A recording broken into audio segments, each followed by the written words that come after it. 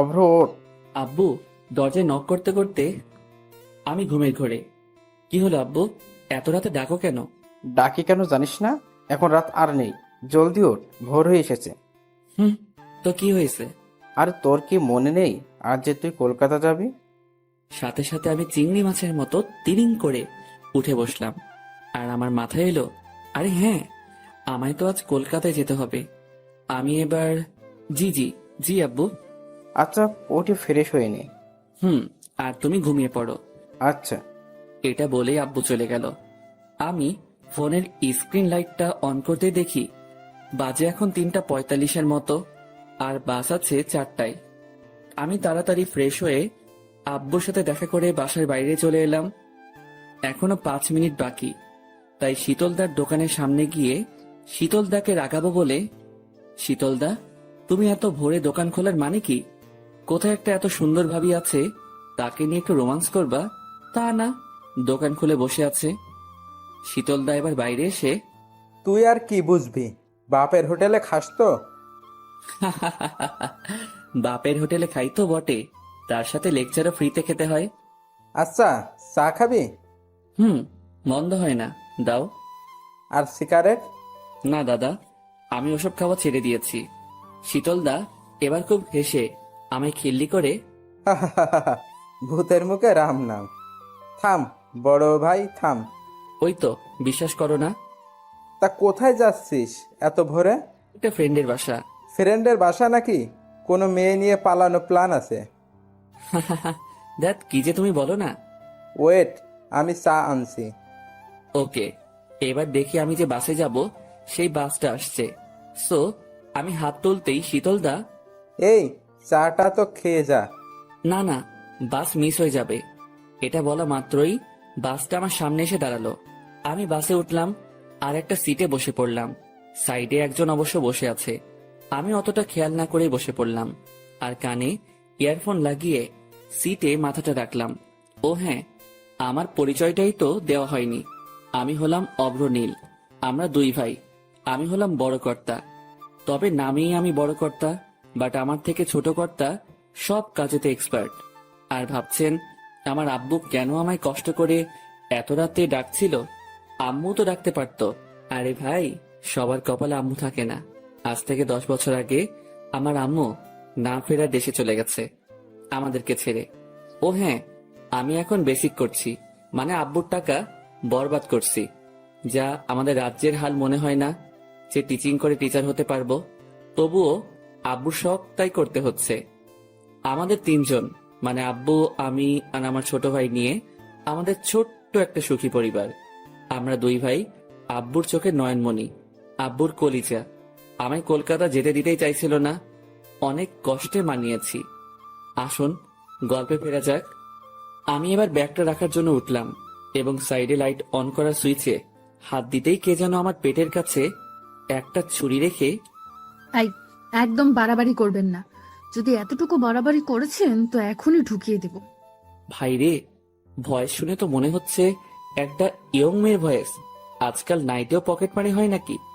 শালা শুনেছিলাম পকেট মারা নাকি দিনেতেই বের হয়, বাট এখানে এখন, আল্লাহ আমায় বাঁচাও। আমি ব্যাগটা রেখে হাত দুটো উপরে তুলে নিলাম আর কাঁপতে কাঁপতে, দেখুন, আমি আপনাকে আমার সব দিয়ে দিচ্ছি, আমার মোবাইল, আমার পার্স, আমার ইয়ারফোন, আমার জামা প্যান্ট, বাট আমায় কিছু করবেন না। আমার মরতে যে অনেক ভয় লাগে। আমার এখনো বিয়ে হয়নি, বউয়ের সাথে বাসরাতও করা হয়নি, প্লিজ আমায় ছেড়ে দিন। পাশের সিটের পকেটমার মেয়েটা এবার খিলখিল করে হাসতে লাগলো। আবারও দেখি ছুরিটা খুঁচিয়ে, এই, আপনাকে কে পাঠিয়েছে বলুন, নয়তো এখানে আপনাকে প্রাণে মেরে ফেলবো। আমায় আবার কে পাঠাবে? আমি আমার বাসা থেকে আসছি। মেয়েটা এবার ভয়ে ভয়ে, দেখুন, মিথ্যা বলবেন না, আমি জানি আপনি আমায় মার্ডার করতে আসছেন। আমি এখন নিজের দিকেই তাকাচ্ছি আর ভাবছি, শালা নিজের মার্ডারের কথা শুনতে এত হাঁপিয়ে পড়ছি, আমি নাকি আবার অন্যের মার্ডার করতে আসবো। আমায় কি তাহলে কিলার ভাবছে নাকি? না না, আমি শুনেছিলাম এসব মেয়েরা নাকি ছলে বলে কৌশল করার জন্য অনেক কিছু কথা বলে। অব্র ভাই সবকিছু দিয়ে বাস থেকে নেমে পড়, তোর কলকাতা যাওয়া লাগবে না। যদি জীবন থাকে তো কলকাতা যাবি, বিয়ে করবি, আরো অনেক কিছু করবি। আমি এবার একটা হাত পিছনে নিয়ে গেলাম আমার পার্সটা বের করে ওনাকে দেওয়ার জন্য। এটা উনি নোটিশ করতেই, খবরদার, একদম না। যা শালা, কি চাই তাহলে? হঠাৎ বাসটা একটা ঝাঁকুনি দিতেই মেয়েটার হাতের ছুরিটা নিচে পড়ে গেল, আর সাথে সাথে আমি সুযোগ পেয়ে মেয়েটার দুটো হাত ধরে নিলাম। শালা, আজ আর একে ছাড়বো না। আমি এবার রেগে, কি এবার বাসের সবাইকে ডেকে বলবো যে আপনি একজন পকেটমার? মেয়েটার হাত ছাড়ানোর চেষ্টা করতে করতে, প্লিজ আমায় ভুল ভাববেন না, আমি কোনো পকেট মার না। তো কি শুনি, চোর নাকি ডাকাত? মেয়েটা এবার রেগে, দেখুন, যা তা বলবেন না। উফ, একে তো দোষ করেছেন, আবার তার উপর বাটপারি। আমি এবার মেয়েটার মুখের দিকে নোটিশ করতেই দেখি একটা ওড়না দিয়ে মেয়েটা নিজের মুখটাকে ঢেকে রেখেছে। আমি এবার কড়া চোখে, কি রোহিঙ্গা নাকি মুখ ঢেকে রাখছেন এইভাবে? আপনি কে যে আপনাকে বলতে যাব? হাত ছাড়ুন বলছি, নয়তো আপনি বাঁচবেন না কিন্তু। কেন বাঁচবো না? আপনি কি কসাই নাকি যে আমায় মেরে ফেলবেন? আমি এখনো দাঁড়িয়ে আছি ওর হাত দুটো ধরে। হঠাৎ বুঝতে পারলাম আমার গিয়ার বক্সের ফিউজ উড়িয়ে দিল কেউ। আমি আমার গিয়ার বক্সের দিকে লক্ষ্য করতেই দেখি মেয়েটা ক্যাপ করে আমার ওখানে একটা লাথি মেরেছে। আমি যন্ত্রণায় মেয়েটার হাত ছেড়ে দিয়ে মেয়েটার থেকে লুকিয়ে ওখানে হাত দিয়ে, উফ, মরে গেলাম গো, পেতনিটা আমার আর ছেলে হতে দেবে না গো, এটা বলে বসে পড়লাম আর সিটে মাথা রাখলাম আর যন্ত্রণায় আহ উহ করতে থাকলাম। অবশেষে হালকা একটু যন্ত্রণা কমলো। এখন দেখি মেয়েটা ছুরি নিয়ে আমায় কোনো রকম ভয় দেখাচ্ছে না। মেয়েটা জানালার দিকে তাকিয়ে আছে, আমি রাগে ওর দিকে তাকিয়ে আছি। একবার বাস থেকে নামতে দে, তোকে আমি দেখে নেব। জানালার হাওয়াতে মেয়েটার ওড়নাটা আমার মুখের উপর পড়তেই আমি আরো রেগে, নিজের জিনিস সামনে রাখতে পারেন না, এটা বলেই আমি ওড়নাটা আমার মুখ থেকে সরালাম। আর মেয়েটাও আমার দিকে রাগি লুকে তাকিয়ে, সরি বলছি তো। ভাইরে, মেয়েটার মুখের দিকে আমি প্রথমবার তাকাতেই পুরাই ক্রাশ। আমার মনের গিটারটা টুং টুং করে বাজতে লাগলো। আহা, শালা একটা পকেট মার এত সুন্দরী হবে বলে আমি ভাবতেও পারিনি। ঘোলাটে দুটো চোখ, চোখের উপর নিচে কাজল মাখানো হালকা, নাকে একটা নাক ছাবি, আর দুটো গালে শুধু রাগের ছাপ। হাওয়াতে ওর চুলগুলো এবার আমার মুখের উপর পড়তে লাগলো। আমি তো পুরাই হারিয়ে গেলাম। আমার মুখ থেকে পকেট মাররাও এত সুন্দরী হয় আমি ভাবতেও পারছি না। মেয়েটা এবার ওড়নাটা আমার হাত থেকে কেড়ে, আমি কোনো পকেট মার নই। অভ্র পকেট মার হোক আর যেই হোক, বউ যদি বানাস একেই বানাস ভাই। উফ, পরীটা মনে হচ্ছে, ও রূপ দেখতেই থাকি। আমি হালকা হেসে, বুঝলাম আপনি তো পড়ি। না, আমি সেটাও না, আমি একজন সাধারণ মেয়ে। হুম, আমার তো মেয়ে বলে মনে হচ্ছে না। মানে? আমার তো মনে হচ্ছে আপনি স্বর্গ থেকে নেমে আসা কোনো এখন পড়ি। মেয়েটা হালকা হেসে চুল গুটিয়ে কানের মাথায় উপরে রাখতেই, হায় হায় হায়, আমি আরো ফিদা হয়ে গেলাম। বুকের বাম পাশে হাত দিয়ে মেয়েটার দিকে তাকালাম, আর ওই মেয়ে, ক্রাশ খেয়েছি, হয় নাম্বার দেন নয়তো টাকা দেন। মেয়েটা এবার ব্যাগে হাত ঢোকালো, সাথে সাথে আমার মনে লাড্ডু ফুটতে লাগলো। এই রে অভ্র, তোর ভাগ্য খুলে গেছে রে, প্রথম চান্সে মেয়ে নাম্বার দিবে বলে ফোন বের করছে। আহা, আজ মনে কি আনন্দ। এবার দেখি মেয়েটা ব্যাগ থেকে হাত বের করে আমার হাতের উপরে কি যেন একটা রাখলো। আমি হাতের দিকে তাকাতেই দেখি শালা একটা 1 টাকার কয়েন। আমি মেয়েটার দিকে অসহায় চোখে তাকালাম আর বুঝলাম এই মেয়ে এত সহজে চিপে উঠবে না, একে চারা দিয়ে তুলতে হবে। মানে বুঝতেই পারছে না আমার কাছে তো নিনজা টেকটিকের গোডাউন আছে, সো ইউজ করা যাক। এই 1 টাকা আমার কাছে 1 কোটি টাকার থেকেও বেশি দামি। কেন? কারণ এই কয়েনটা যে তোমায় স্পর্শ পেয়েছে। মেয়েটা হালকা হেসে, পাগল নাকি? আমি হালকা হেসে, ধন্যবাদ পাগল বলার জন্য। কেন? আমার আব্বু নাকি বলে আমি নাকি পাগল, এই নিয়ে কনফিউজ ছিলাম। আমি কি সত্যি পাগল? তবে আজ সবটা ক্লিয়ার হয়ে গেল, কারণ আপনার মতো এত সুন্দরী একটা মেয়ে যখন পাগল বলেছে, সত্যি আমি পাগল। মেয়েটা এবার ওর মাথায় হাত তুলে একবার ঘুরিয়ে, সত্যিই আপনি পাগল। উফ, এভাবে হাসবেন না, আমায় কি মেরে ফেলবেন নাকি? মারবো কেন? আরে, আপনার হাসিতে যে পরিমাণ সুগার আছে তাতে তো আমার ডায়াবেটিস হতে পারে, আর তাতে তো আমি মারাই যাব। মারবো না। ইস, তাই বলে কি আপনি হাসা বন্ধ করে দেবেন নাকি? জি, আমার না হাসলে যদি কারো প্রাণ বাঁচে তাহলে বাঁচুক। আরে, আপনি না হাসলে তো আমি আরো জলদি মারা যাব। আপনার মিষ্টি হাসিটা আপনার দুষ্টু দুষ্টু দুটো ঠোঁটের কোণে থাকলে বেশ মন্দ লাগে না। ভাইরে, মেয়ে তো মনে হচ্ছে ফ্ল্যাট। মেয়েটা এবার মাথা নিচু করে, হাই, আমি শ্রেয়া। আমি বাঁকুড়াতে পড়াশোনা করি। আমিও হেসে, বাহ, আপনার মতো। আপনার নামটাও তো ভারী মিষ্টি। তাই? থ্যাঙ্কস। আর আপনি? আমি অভ্রনীল, আমারও বাঁকুড়াতেই বাসা। ও আচ্ছা, বাই দ্য ওয়ে, আপনি সত্যিই কিলার নন তো? জি, আমি মানুষকে কিল করি না, বাট আপনি চাইলে আপনার বুকের বাম পাশে থাকা হাড়টা কিল করতে পারি। মেয়েটা হালকা রেগে, দেখুন, মেরে ফেলবো কিন্তু। মেরেই তো ফেলেছেন, সাথে হার্টও চুরি করেছেন আমার। তাই? জি মহারানী। মেয়েটা এবার একটা স্বস্তির নিঃশ্বাস ফেলে, ওকে ফাইন। তা কোথায় যাবেন? আপনি যতদূর যাবেন তত দূরই যাব। জাহান্নামে নিয়ে গেলেও সেখানেও যেতে পারি। মেয়েটা এবার মুখে হাত দিয়ে হাসতে হাসতে, বেশ, ফ্ল্যাট তো ভালোই করতে পারেন। আমি মেয়েটার চোখের দিকে তাকিয়ে মুচকি হেসে, না, আমি ফ্লার্ট করি না কাউকে। তবে আজ আর নিজেকে সামলাতে পারলাম না আপনার মতো একটা বিশ্ব সুন্দরীকে চোখের সামনে পেয়ে। উফ, আপনি এত কথা পান কোথায় এত তাড়াতাড়ি? আরে, সামনে একটা রূপের সাগরে রূপের বর্ণনা দিতে কোনো কথা ভাবা লাগে না। আপনাকে দেখে এমনিতে সব বেরিয়ে আসে। মেয়েটা এবার ব্যাগে হাত ঢুকিয়ে একটা চকলেট বের করে মুখে দিল, আর আমার দিকে একবার তাকালো। আমি ভাবলাম হয়তো আমায় দেবে, কিন্তু না, সারা মহাকিপ্টে একাই গদগদ করে গিলে নীলমাইরি। ওই, আপনি না পুরাই আপনার হাতের ওই চকলেটের মতো। মানে? আপনি এতটাই কিউট যে কেউ আপনাকে দেখলে আপনাকে কাছে পেতে মন চাইবে। তাই? এই যে আপনি এত আমায় ফ্লার্ট করছেন, এটা যদি ভাইয়া জানে তাহলে আপনি আর প্রাণে বাঁচবেন না। আমি হালকা হেসে বুকের বাম পাশে হাত রাখলাম আর মেয়েটার দিকে তাকিয়ে, প্রিয়, তোমায় ভালোবেসে ফেলেছি প্রথম দেখাতেই।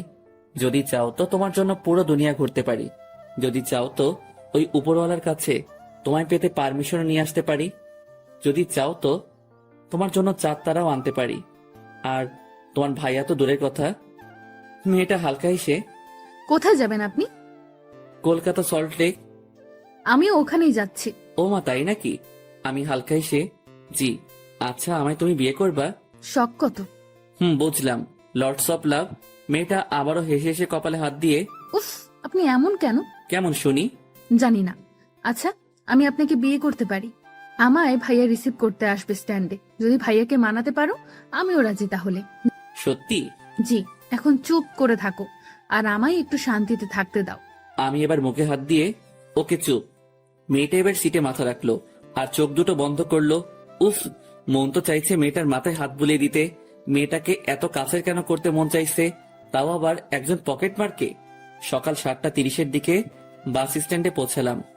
আমি এবার শ্রেয়াকে ডাকতে লাগলাম, শ্রেয়া, ওই শ্রেয়া। ও এবার চোখ খুলে, বাস স্ট্যান্ডে এসে গেছি তো, এবার উঠো। ওকে। এবার আমরা বাসের বাইরে নেমে এলাম। সামনে তাকাতেই দেখি একদল গুন্ডা আমাদের দিকে হেঁটে হেঁটে আসছে, হাতে ছুরি, বড় বড়। কি ব্যাপার, এদিকে আসছে কেন? শ্রেয়া ছুটে গিয়ে ওই দলের সর্দারকে জড়িয়ে ধরলো আর চিৎকার করে, কেমন আছো ভাইয়া? সর্দারটা হেসে হেসে কি যেন বলল। তার মানে সর্দারের বোন এটা। এই মরেছে। আমি কাকে ঘাটিয়েছি? শালা অভ্র, তুই খুন হয়ে যাবি। কেটে পড় মানে মানে, এই শহর ছেড়ে দে। এবার দেখি শ্রেয়া আমার দিকে আঙুল তুললো। ও ভাই, ও ভাই, এই মেয়ে করে কি? শালা বলেও বলেছে নাকি এর মধ্যেই। দলটা দেখে এবার রাগি মুডে আমার দিকে এগিয়ে আসছে। আব্বু গো, তোমার আজ একটা প্রদীপ মনে হয় আর একটু পরে নিভে যাবে। ভাগ অব্র ভাগ। আমি এবার দৌড় দিতে যাব, ঠিক তখনই ওই দলের সর্দার গম্ভীর হয়ে, এই ছেলে দাঁড়াও। ভাইরে, আজ আমি খতম।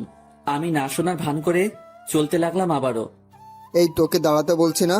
আমি সাথে সাথে দাঁড়িয়ে পড়লাম। শালা, কপালে ঘাম জমে আসছে, বুকের ভেতর ঢিপ ঢিপ শব্দ হচ্ছে। আমি এবার পিছন ফিরে, জি, কিছু বলবেন আমায়? এবার দেখি শ্রেয়াকে ডাকলো। শ্রেয়া কাছে আসতেই, বোন, এই কি সেই ছেলে? ভাইরে, আমি আজ শেষ। কেন যে শুধু শুধু নিজের বাস নিতে গেলাম। শ্রেয়া এবার ঘাড় নেড়ে, জি ভাইয়া। শ্রেয়ার ভাইয়া এবার গম্ভীর হয়ে আমার ক্লোজে এলো। ভাইরে, আমার এবার প্যান্ট ভিজে যাওয়ার অবস্থা। আমি ভয়ে থরথর করে কাঁপছি। আল্লাহ, বাঁচাও আমায়, বাঁচাও প্লিজ। আমি চোখ বন্ধ করে আল্লাহকে ডাকতে লাগলাম। তারপরে বুঝলাম আমার কাঁধের উপরে হাত রেখেছে ওর ভাইয়া, মানে শ্রেয়ার বড় ভাই। এই কি রে, আমার ডান কাঁধে হাত রেখেছে, মানে আমার হাতটা কাটবে নাকি? অব্র, নিজের দোষটা স্বীকার করে নে। যদি হাতটাকে বাঁচানোর ইচ্ছা আছে তো। তাই 2 হাত জোর করে ওর ভাইয়ার সামনে, প্লিজ আমার হাত কাটবেন না, আমি তো ভাত খেতে পারবো না, আর বাম হাত দিয়ে আমার ভাত খাওয়ার অভ্যাস নেই, প্লিজ শ্রেয়ার ভাইয়া। এবার মাথা চুলকাতে চুলকাতে পাগলা নাকি তুই? আমি ভয়ে ভয়ে, জি ভাইয়া আমি পাগল, আমায় ছেড়ে দিন প্লিজ। শ্রেয়া আমার দিকে তাকিয়ে মুচকি মুচকি হাসছে। আমি দেখলাম, শালা আজ পর্যন্ত কাউকে দেখলাম না যে কাটা ঘায়ে নুনের ছিটা না দিয়েছে। শ্রেয়ার ভাই এবার ধন্যবাদ আমার বোনকে গার্ড দিয়ে আনার জন্য। এটা বলে শ্রেয়ার ভাইয়া চলে গেল আমার সামনে থেকে। শালা এবার নিজেকে বডিগার্ড মনে হচ্ছে, আর আমি শ্রেয়াকে গার্ড দিয়ে এনেছি। মানে ধুর, কিছুই তো বুঝতে পারছি না। আমি দাঁড়িয়ে দাঁড়িয়ে এসব ভাবছি, হঠাৎ আমার সামনে এসে দাঁড়ালো তামিম, মানে আমার সেই ফ্রেন্ড যার বাসায় ওঠার কথা ছিল। এই তুই এখানে দাঁড়িয়ে কেন? আর কাল রিসিভ করিসনি কেন? আমি ওর কথা শুনে ধ্যান ভঙ্গ করে, জি দোস্ত কিছু বলছিলি? তামিম এবার আমার হাতে হাত রেখে, তুই ঠিক আছিস তো? আমি এবার কপালের ঘাম মুছে, হ্যাঁ আমি ঠিক আছি। আচ্ছা, তোদের শহরে কি মাফিয়া থাকে নাকি? হ্যাঁ, সব শহরেই তো থাকে, তুই জানিস না? হ্যাঁ জানি, তবে তোদের এখানের গুলো বড্ড বেশি ভয়ঙ্কর। কি যে বলিস না, তুই কি ওদের সামনে পড়ছিলি নাকি? পড়েছিলি মানে? পড়ে গিয়ে বেঁচে গেছি। জানিস তো কি হয়েছে? আচ্ছা আগে বাসায় চল, নেক্সট ডে হাত মুখ ধুয়ে তোর কাণ্ড কারখানা শুনবো। এটা বলেই ও আমায় বাইকে তুলে ওদের বাসায় নিয়ে এলো। আমি হাত মুখ ধুয়ে ওর রুমে এসে ওকে সবটা খুলে বললাম। তামিম দেখি ভয়ে পুরাই থমকে গেছে, আর আমার দিকে তাকিয়ে হাততালি দিয়ে, তোকে আমি কতবার বলেছি মেয়েদের সাথে ফ্ল্যাট অফ কর। আমি হালকা হেসে, কি করব বল দোস্ত, আমি যে সিঙ্গেল, যে মেয়েকে দেখি তাকে নিয়ে স্বপ্ন দেখা শুরু করে ফেলি। জি, এবার এটাও দেখো যে একদিন গুলি খেয়ে পড়ে আসিস। আমি এবার একটু ভাব নিয়ে, দেখ দোস্ত, এই অভ্র কারোর থেকে কম না। আচ্ছা যাই হোক, অনেক জার্নি করে এসেছিস, খাওয়া দাওয়া কর, একটু রেস্ট নে। আচ্ছা দোস্ত। আমি এবার খাওয়া সেরে রুমে বসে আছি। অনেকক্ষণই বসে রইলাম, দেখলাম তামিমের কোনো পাত্তাই পাচ্ছি না। তাই ড্রয়িং রুমে গিয়ে আন্টিকে, আন্টি তামিম কোথায়? ও একটু বাজারে গেছে। ও আচ্ছা, ওকে আন্টি, এটা বলে আমি রুমে চলে এলাম। জানালার সাইডে গিয়ে চারদিকটা দেখতে লাগলাম। সত্যি এই শহরটা খুবই সুন্দর, একের পর এক ইমারত, সত্যি কলকাতা প্রাণের শহর। দূরে চোখ মেলতেই দেখি গাড়ির ভিড়, কোথাও বেলুন বিক্রি করছে কেউ, আবার কেউ ভিক্ষা করছে, আবার কেউ রাস্তা পারাপার করতে ব্যস্ত। দুপুরটাও কেটে গেল রুমের মধ্যেই। বিকেলের দিকে ছাদে গেলাম, তামিম আর আমি। তামিম বসে আছে একটা কর্নারে, আর আমি চারদিকটা ঘুরে দেখছি, বেশ ভালো লাগছে। হঠাৎ একটা ছাদের দিকে লক্ষ্য করতেই আমি দিশা হারিয়ে ফেললাম। আরে এ তো শ্রেয়া। সাথে সাথে আমি, তামিম, আমি নিচে গেলাম। কেন? আব্বে, আমি গেলাম নিচে, তুই থাক এখানে। আরে কেন বলবি তো? ভাই বলার টাইম নেই, এটা বলেই আমি রুমে চলে এলাম। ভাই রে, বুকটা দূর দূর করে কাঁপছে। তার মানে শ্রেয়ার কি এখানে বাসা? তামিমও কিছুক্ষণ পর রুমে আসতেই, আচ্ছা তামিম, তোদের এই এলাকায় কি কোনো মাফিয়া থাকে? না তো, কেন? না, তাহলে ওই যার কথা বলছিলাম তার বোনকে দেখলাম অন্য একটা ছাদে, তাই আর কি। দূর বেটা, তুই একটু আজকাল বেশি দেখিস। হতে পারে। আমি এবার ড্রেস চেঞ্জ করে বাইরে এসে দাঁড়িয়ে আছি তামিমের জন্য। বেশ স্টাইল এবং ভাব ধরে পকেটে হাত গুজে হিরো আলমের মতো দাঁড়িয়ে রাস্তার দিকে তাকিয়ে আছি গেটের সামনে। সাইড থেকে কে যেন বলল, এক্সকিউজ মি। আমি সাইডে তাকাতেই দেখি, আরে এ তো শ্রেয়া। আমি সাথে সাথে মুখ ঘুরিয়ে নিলাম। শ্রেয়া এবার আমার সামনে এসে, আপনি সেই ছেলেটা না যার সাথে আমার বাসে মিট হয়েছিল? আরে কি যাতা বলছেন, আমি আপনাকে চিনি না। শ্রেয়া এবার আমার সামনে এসে, না, আপনি সেই ছেলেটাই। শ্রেয়া এবার আমার হাত ধরে হ্যান্ডশেক করে, থ্যাংক ইউ সো মাচ আমায় আমার গন্তব্যে পৌঁছে দেওয়ার জন্য। আমার পেছনে এই শহরের এক মাফিয়া লেগেছিল। খবর পেয়েছিলাম আমায় নাকি বাসে অ্যাটাক করবে, তাই আমি ভয়ে আপনার সাথে তখন ওরকম ব্যবহার করে ফেলেছিলাম। এটা বলে মেয়েটা কানে হাত দিয়ে, সরি ইয়ার। আমি এবার মেয়েটার দিকে তাকালাম। মেয়েটা সরি বলার কায়দাতেও একটা জাদু আছে। আমি হালকা হেসে, তার মানে আমাদের মধ্যে বাসে যা হয়েছে তা আপনি কিছুই বলেননি আপনার ভাইয়াকে? মেয়েটা এবার হালকা হেসে, বাচ্চা ধন, এবার পথে এসেছেন তাহলে, এবার তো বলে দেখতেই হবে। আর হ্যাঁ, তখন আমায় ছাদ থেকে দেখে নেমে গেলেন কেন? ভয় পেয়েছেন বুঝি? আমি এবার আরো একটু ভাব নিয়ে, যা কি যাতা বলছেন? আমি একটা স্মার্ট পোলা, আর আমি আবার ভয়? হুম। তাই নাকি? তাহলে এবার বাসে ঘটে যাওয়া ঘটনাটা ভাইকে বলতেই হচ্ছে দেখি। আমি সাথে সাথে ভয় চুপসে, প্লিজ ম্যাডাম, এরকম সর্বনাশ করবেন না, আমি এখনো বাঁচতে চাই। ও মা, আপনি যে বাসে বললেন আমায় পেতে নাকি আপনি মরতেও রাজি আছেন। আমি আবারও একটু ভাব নিয়ে, সে আলাদা ব্যাপার। বেশি ব্যাপার করলে না পেপে দিয়ে চেপে দেব। আরে, এই মেয়ে তো দেখি বড় শেয়ানা। আচ্ছা, আমি একটু বাইরে যাব, সো আপনি এখন আসতে পারেন। আসতে পারি মানে আমার সাথে এখন তুইও যাবি? কোথায় আর কেন? মার্কেটে। আর কেন মানে? আজ থেকে তুই আমার বডিগার্ড। ও হ্যালো, আমি এখানে ঘুরতে এসেছি, কারোর বডিগার্ড হতে না। সাথে সাথে মেয়েটা আমার দিকে আঙুল তুলে, তাহলে গিয়ে বলি আমার ভাইয়াকে বাসে ঘটে যাওয়া ঘটনাটা। মানে কি? আমায় কিন্তু ব্ল্যাকমেইল করা হচ্ছে। তাতে ক্ষতি কি? দেখুন, আমি কিন্তু পুলিশে কমপ্লেন করব। আমার ভাইয়া সামলে নেবে। কেন, আপনার ভাই কি উকিল নাকি? জি, সব আমার ভাইয়া। এ শহরে ওনার কথাই চলে। আমি এবার আরো বেশি ভয় পেয়ে, আচ্ছা এখন বলুন আমায় কি করতে হবে? চল ড্রাইভ কর। স্লিম চলবে, ভালোই ড্রাইভ করা যাবে। মেয়েটা এবার রেগে, ও হ্যালো, আমি গাড়ির কথা বলছি। আমিও হালকা হেসে মেয়েটার দিকে তাকিয়ে, বেশ ভালো গাড়িটা। মেয়েটা এবার আমার হাতে চাবিকাঠি তুলে, ওই যে গাড়িটা আছে ওইটা আমার, যান নিয়ে আসেন।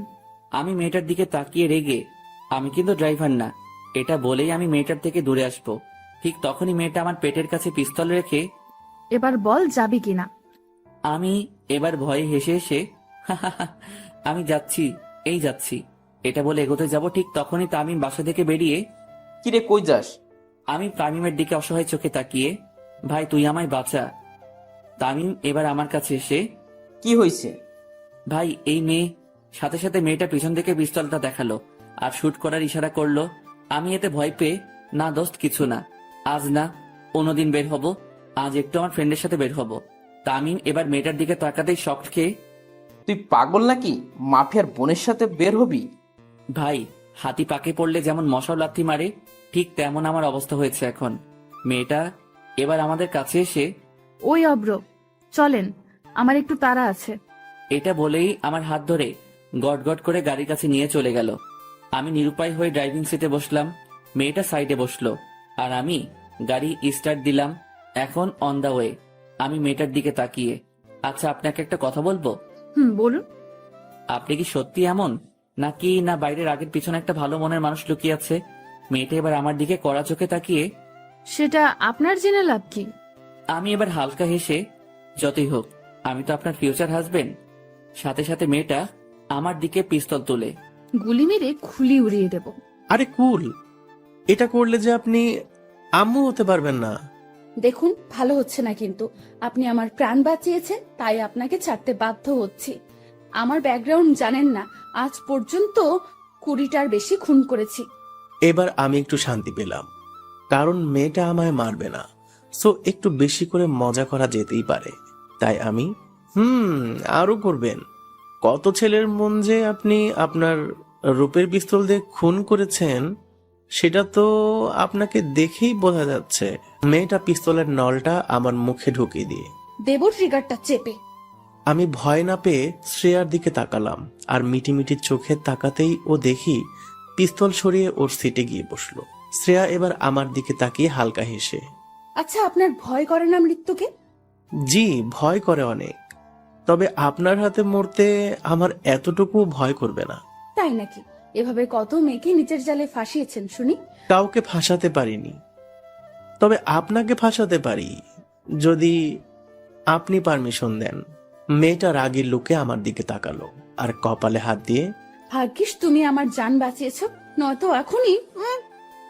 আচ্ছা বাদ দেন, কই যাবেন বলুন? সামনে একটা মল আছে, ওখানে। ওর কথা মতো মলে দাঁড়ালাম এবং ভেতরে ঢুকলাম। উফ, সব মেয়েগুলো পুরাই আগুন। কার দিকে তাকাবো, কারোর দিকে না তাকিয়ে থাকবো, কিছুই বুঝতে পারছি না। তাই আমি একটা জায়গায় গিয়ে দাঁড়িয়ে শুধু মেয়েদের দেখতে লাগলাম। কিছু মেয়ে আমায় পাগল ভেবে হাসতে হাসতে আমার সামনে থেকে চলে যাচ্ছে, আমিও তাদের দেখে হাসছি।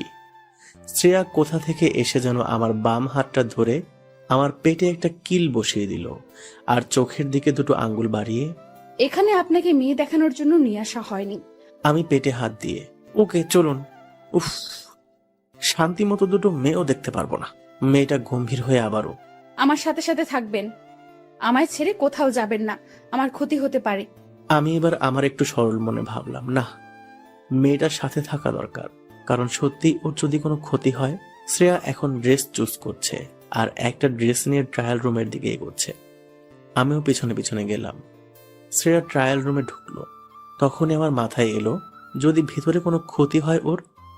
তাই আমি ট্রায়াল রুমের দরজাটা বন্ধ না করতে দিয়ে, ওয়েট, এটা বলেই আমিও ভিতরে ঢুকে গেলাম এবং দরজা বন্ধ করে হাত গুটিয়ে দাঁড়িয়ে রইলাম।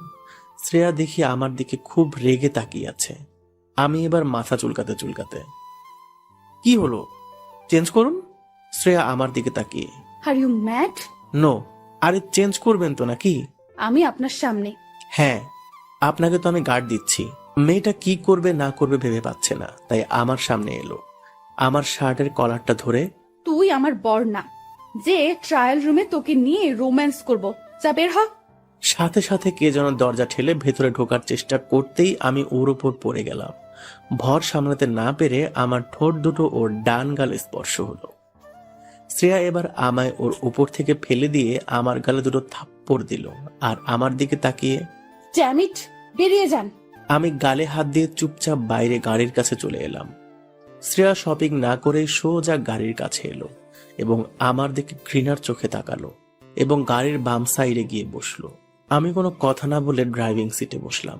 গাড়ির স্টার্ট দিয়ে রাস্তার উপরে উঠলাম। কোথায় যাব এখন আমরা? বাসায়। আপনার কই বাসা? আপনি যেখানে এসে উঠেছেন তার সাইডেই।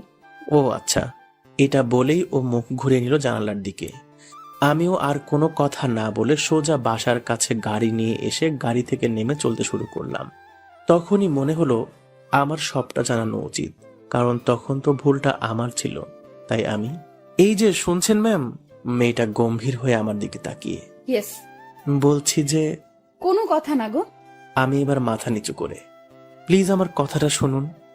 তখন আমি ইচ্ছা করে আপনার উপর পড়তে চাইনি। ট্রায়াল রুমের দরজায় কেউ ধাক্কা দিয়েছিল, তাই আমি আপনার উপরে পড়তে বাধ্য হয়েছিলাম। যতটা খারাপ আমায় ভাবছেন আমি কিন্তু ততটা না। এটা বলেই আমি মুখ ফিরিয়ে তামিমদের বাসায় এসে ঢুকে গেলাম। রুমে এসে বসে আছি। তামিম নাকি একটু কাজে বাইরে বের হয়েছে। আমি বিছানায় বসে আছি কপালে মোবাইলটা রেখে। মনে হচ্ছে ভুলটা আমারই। কোনো মেয়ের সাথে আমি কেন? যে কোনো ছেলে এরকম ব্যবহার করলে সত্যিই দোষী মনে হবে। নিজেকে খুব গিল্টি ফিল করছি। এখন বাজে প্রায় 8:30টার মতো।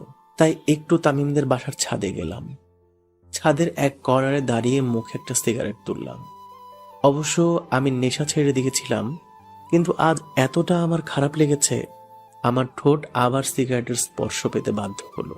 ছাদে বেশ বসন্তের হাওয়া বইছে। সারা দিন গরম আর হালকা শীতল বাতাস। সিগারেটটা একটা টান নিয়ে বাম হাতে ধরে ছাদের পাঁচিলের উপরে হাতটা রাখলাম আর মাথাটা নিচু করে শ্রেয়ার সাথে ঘটে যাওয়া ট্রায়াল রুমের ওই মোমেন্টটা ভাবতে লাগলাম। ছি, নিজেকে আমি কন্ট্রোল করতে পারলাম না। চিলেকোঠায় একটা লাইট জ্বলছে, তামিমদের বাসায় আরো অবশ্য জ্বলছে অন্যদের বাসাতেও। আমি লাইটের চারিদিকে তাকাচ্ছি আর এক সময়ে মাথাটা উঁচু করে ছাদের পাঁচিলে গা হেলিয়ে দাঁড়িয়ে রইলাম। আমি ভুলেই গেছি যে আমার হাতে সিগারেটটা জ্বলানো আছে বলে। অন্ধকারের মধ্যেই কে যেন আমায় ডাকতে লাগলো। আমি বুঝতে পারলাম না কে আমায় ডাকছে এই টাইমে। আমি কোনো রকম মনোযোগ না দিয়ে চুপচাপ দাঁড়িয়ে রইলাম কিছুক্ষণ। একসময় আমি চাঁদের দিকে তাকিয়ে আছি এবং চাঁদের রূপ দেখছি। হঠাৎ আমার কাঁধে কে যেন টাচ করলো। আমি মাথা ঘোরাতে দেখলাম শ্রেয়া আমার কাঁধে হাত রেখে আমার দিকে তাকিয়ে আছে, কেমন একটা দৃষ্টিতে যেন। আমি মাথা নিচু করে, আপনি এখানে? শ্রেয়া এবার হাত দুটো গুটিয়ে ঠোঁটের উপর ঠোঁট চেপে, জি, কোনো সমস্যা? আরে সমস্যা কেন হবে, আপনাদের এলাকা। আমি বলতে চেয়েছি তামিমদের বাসায় আপনি একা এসেছেন, তাও আন্টি কিছু বলেনি আপনাকে আসতে দেখে?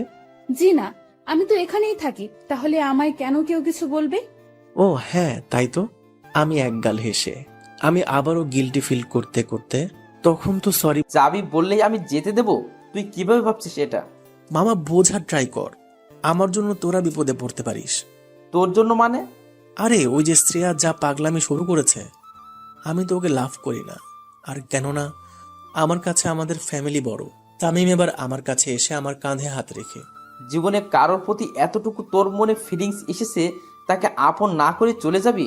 আরে ভাই, এটা তো কলকাতা, এখানে বস্তাভর্তি ভালোবাসাও মেলে, আবার প্রাণ ভরানো ঘৃণাও মেলে। তুই ভালোবাসা পেয়েছিস এই শহরের বুকে, তুই না নিয়ে কিভাবে যাবি? আমি এদিকটা সামনে নেব। তুই যদি বলিস আমাদের ছাত্র সংসদকে ডাকবো তোদের জন্য। আমি হালকা হেসে মাথা নেড়ে, মামা আমি চাই না এসব। তুই হয়তো ভালো জানবি মাফিয়া কতটা শক্তিশালী। তামিম আবারও ঘাড় নেড়ে, সে যাই হোক, তুই এখন এখান থেকে এক পাও নড়বি না। আমারও মন চাইছে না ছেড়ে যেতে।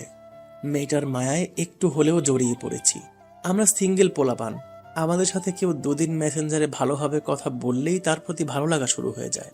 আর এটা তো ফেস টু ফেস। তবুও আমি মনের কষ্ট চেপে, আমি আবার আসবো দোস্ত, মাস 3 পর। তখন এদিকটা সব ঠিক হয়ে যাবে। প্লিজ দোস্ত, আমায় যেতে মানা করিস না। তামিম এবার অভিমানী মুখ নিয়ে, তোর ইচ্ছা। এটা বলেই ও আবার বিছানায় গিয়ে বসলো। বুঝলাম ছেলেটা রাগ করেছে। আমি তামিমের দিকে তাকালাম আর ভাবতে লাগলাম ছেলেটা কত জেদ করে আমায় বাসা থেকে ওর বাসায় নিয়ে এসেছে। ওর শখ ছিল আমায় এই শহরটা ঘুরিয়ে দেখানো, তবে পসিবল হলো না। দুপুরে লাঞ্চ সেরে আমি লাগেজ নিয়ে বাইরে বের হয়ে এলাম। এখন বাইরে প্রচুর রোদ, কেউ কোথাও নেই, আর শ্রেয়াও দেখতে পাবে না। তামিম গোমরা মুখ নিয়ে বাইক নিয়ে দাঁড়িয়ে আছে। আমি হেসে হেসে, আরে পাগলা, আমি তো আবার আসবো। না, তোকে আর আসতে হবে না, তোকে ফেলে দিয়ে আসি বাস স্ট্যান্ডে। আমি এবার আন্টি আঙ্কেলের সাথে দেখা করে তামিমের বাইকে উঠলাম এবং বাস স্ট্যান্ডে এসে বাসে উঠলাম। বাসের জানালার ধারে সিটে বসলাম। জানালার দিকে মন খারাপ করে তাকিয়ে আছি। মনে হচ্ছে আজ আমার মনটা কোনো কলা গাছের ভেলার মতো ভেসে আছে ভালোবাসার সাগরে। ডুবতে চাইলেও ফ্যামিলি আমায় বাধ্য করছে আমি যেন না ডুবি। আর মেয়েটা তো একটা চাতক পাখির মতো ভালোবাসার তৃষ্ণা মেটাতে আমার থেকে কিছুটা ভালোবাসা চেয়েছিল, কিন্তু আমি স্বার্থপরের মতো মেয়েটার দিকে মুখ ফিরিয়ে চলে এলাম। আমি সোনার কাঠি খুঁজে পেয়েছিলাম, কিন্তু সোনার কাঠির যত্ন করার ভাগ্য আমার হয়ে ওঠেনি। এবার একটা লম্বা আশ্বাসের শ্বাস নিয়ে আবারও জানালার দিকে তাকালাম এবং হালকা হেসে, সালাম তোমায় কলকাতা। প্রতিদিন কত মানুষের ভালোবাসা এই শহরের বুকে হয়, আবার কত মানুষের ভালোবাসা এই শহরের বুকে নানা কারণে শেষ হয়। নেশার থেকে কম কিছু না এই শহর যে কাউকে ভালোবাসাতে বাধ্য করবে, সেটা কোনো মেয়েকে দিয়ে হোক কিংবা প্রাকৃতিক পরিবেশ দিয়ে হোক। আমার এসব কথা মাথায় আসতেই চোখ দিয়ে টপ টপ করে পানি পড়তে লাগলো। আমি চোখের পানি মুছে একটু শক্ত হলাম এবং আমি বুঝতে পারলাম আমার পকেটে কেউ যেন হাত পড়ছে। আমি সাথে সাথে হাতটা ধরলাম এবং সাইডে তাকিয়ে দেখলাম একটা হিজাব পরা মেয়ে। মেয়েটা বাঁচার জন্য চিৎকার করে, হেল্প হেল্প হেল্প, এই ছেলেটা আমার হাত ধরেছে। সাথে সাথে কতগুলো কলেজ স্টুডেন্ট এগিয়ে এলো। আরে ভাই, মেয়ে ডাকলে তো একটা 70 বছরের বুড়ো লাফিয়ে লাফিয়ে চলে আসবে। স্টুডেন্টগুলো আমার কাছে এসে আমার দিকে তাকালো এবং গম্ভীর হয়ে, বাসে মেয়েদের ইপটিজিং করা হচ্ছে। ভাই এই মেয়ে পকেট মার, আমার পকেটে হাত ঢোকাতে চেয়েছিল, আমি টের পেয়ে ওর হাত ধরেছি। এবার একটা স্টুডেন্ট এলো, বেশ স্টাইলিশ, চুলে কালার করা। সে এগিয়ে এসে বলল, আরে ভাই, এটা পসিবল না, একটা হিজাব পরা মেয়ে কখনো এরকম কাজ করতে পারে না। আমি এবার রেগে গেলাম এবং ওদের দিকে তাকিয়ে, ভাই চরিত্র হিজাবে বোঝা যায় না, হিজাব তো মিয়া খলিফাও পরে। সবাই আমার কথা শুনে চমকে গেল। আমি আরো রেগে মেয়েটার দিকে তাকিয়ে, সত্যিটা বলুন নাকি এখনই থানায় গিয়ে কমপ্লেন করবো আপনার নামে। মেয়েটা এবার ভয়ে ভয়ে। জি জি। এবার একটা বাস স্টপ আসতেই মেয়েটা আমার জোর করে হাত ছাড়িয়ে নেমে গেল। আমি আর কিছু না বলে চুপচাপ বসেই রইলাম এবং খুব সজাগ হলাম, আবার যদি পকেট মারে কেউ। বাট ছাড়া রাস্তায় আর কোনো দুর্ঘটনা হয়নি। আমার বাসাতে এসে পৌঁছালাম। এখন বাজে প্রায় বিকাল 5:30টার মতো। বাসায় এসে ফ্রেশ হয়েই সোজা বেডের বালিশে মাথা দিলাম এবং পকেট থেকে ফোনটা বের করতেই দেখি তামিম অনেকবার কল দিয়েছে। তাই আমি কল ব্যাক করতেই জানতে পারলাম শ্রেয়া আমায় খুঁজছিল। বাট তামিম নাকি শ্রেয়াকে রেগে বলেছে, তোর জন্য ছেলেটা এই শহর ছাড়তে বাধ্য হলো, সব তোর দোষ। তামিমের কথা শুনে আমার মন আরো খারাপ হওয়া শুরু করলো। তামিম এটা কি করলো? আমি ফোন রেখে চুপচাপ বিছানায় শুয়ে রইলাম। 2 দিন পর বেলা 12টার দিকে শীতলের দোকানে বসে চা খাচ্ছি। কেউ নেই, আমি আর শীতলদা ছাড়া। ও তক্তাতে শুয়ে আছে আর আমি হাই বেঞ্চে শুয়ে পা নাড়াচ্ছি আর ইয়ারফোনে গান শুনছি। আমি এবার টের পেলাম দোকানে কেউ যেন ঢুকলো। আমি মাথা তুলে দেখলাম না, কারণ শীতলদা আছে দোকানে, যা দেওয়ার ও দিয়ে দেবে। আমি চোখ বন্ধ করে শ্রেয়া ঘোষালের চলা রাস্তায় সাজি ড্রাম লাইন আর কবিতায় ছুঁয়ে কাঁপলে আহা উঠতাম কত সুন্দর তুই থার্মোমিটারে মাপলে হিয়া টুপটাপ জিয়া নস্টাল মিছে কুয়াশায় ভেজা দিন আমি ভুলে যাই কাকে চাইতাম আর তুই কাকে ভালোবাসতিস। এই গানটা শুনতে লাগলাম। হঠাৎ আমার সাইডে একজন বডি বিল্ডার এসে দাঁড়ালো মনে হলো। আমি চোখ দুটো খুলে উপরের দিকে করতেই সর্বনাশ, শ্রেয়ার ভাইয়া এখানে কি করে? শ্রেয়া কি তার মানে ওর ভাইয়াকে বলে দিয়েছে সবটা? আমার দিকে শ্রেয়ার ভাইয়া রাগী লোক দিয়ে। কি ব্যাপার? আমার বিশ্বাস হলো না যে এটা শ্রেয়ার ভাইয়া কিনা। দূর, আমার মনের ভুল।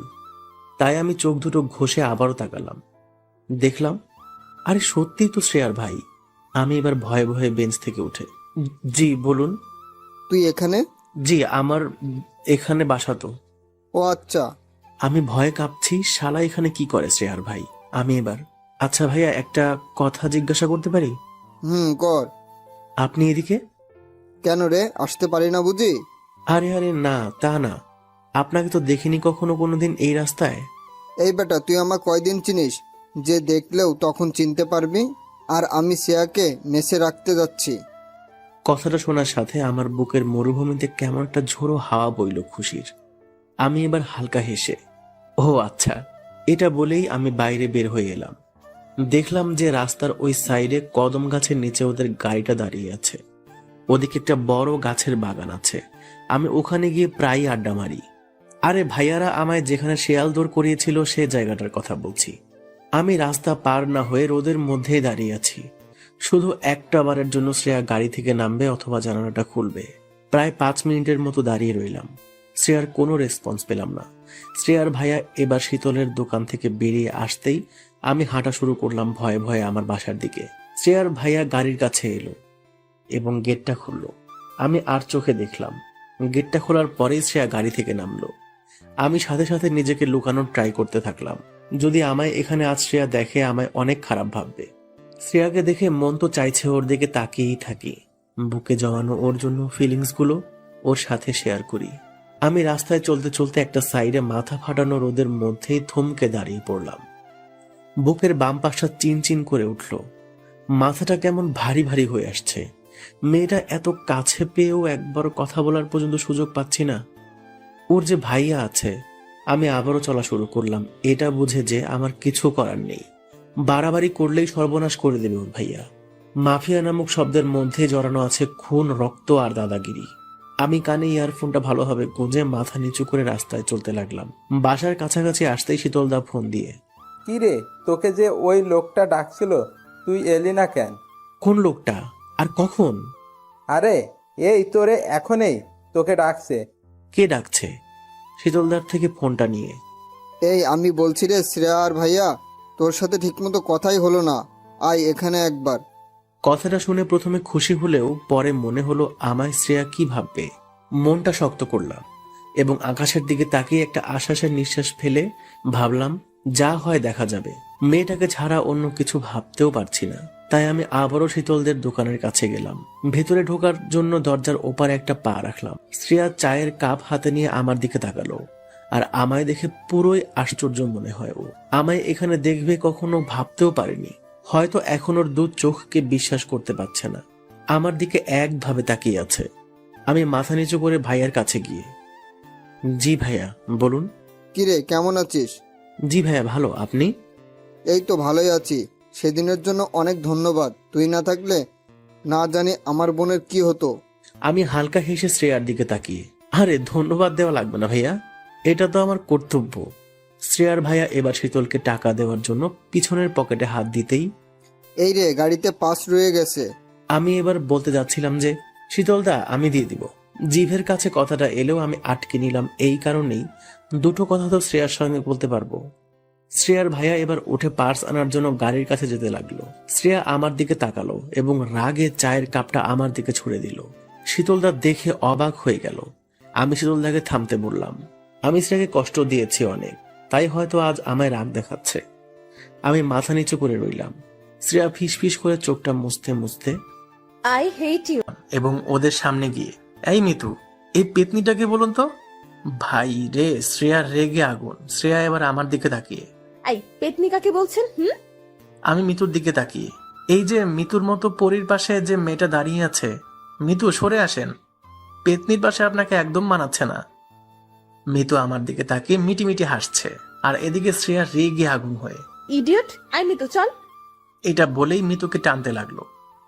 আমি মিতুর দিকে তাকিয়ে হালকা হেসে, মিতু এভাবে যাবেন না, বড্ড কষ্ট লাগে। যে কোনো পরীকে এত কাছে পেয়ে তার সাথে কিছুটা টাইম স্পেন্ড করতে পারলাম না। মিতু এবার শ্রেয়ার হাতটা ছাড়িয়ে আমার সামনে এলো এবং মাথা তুলে। আমিও তো চাই একটু টাইম স্পেন্ড করতে।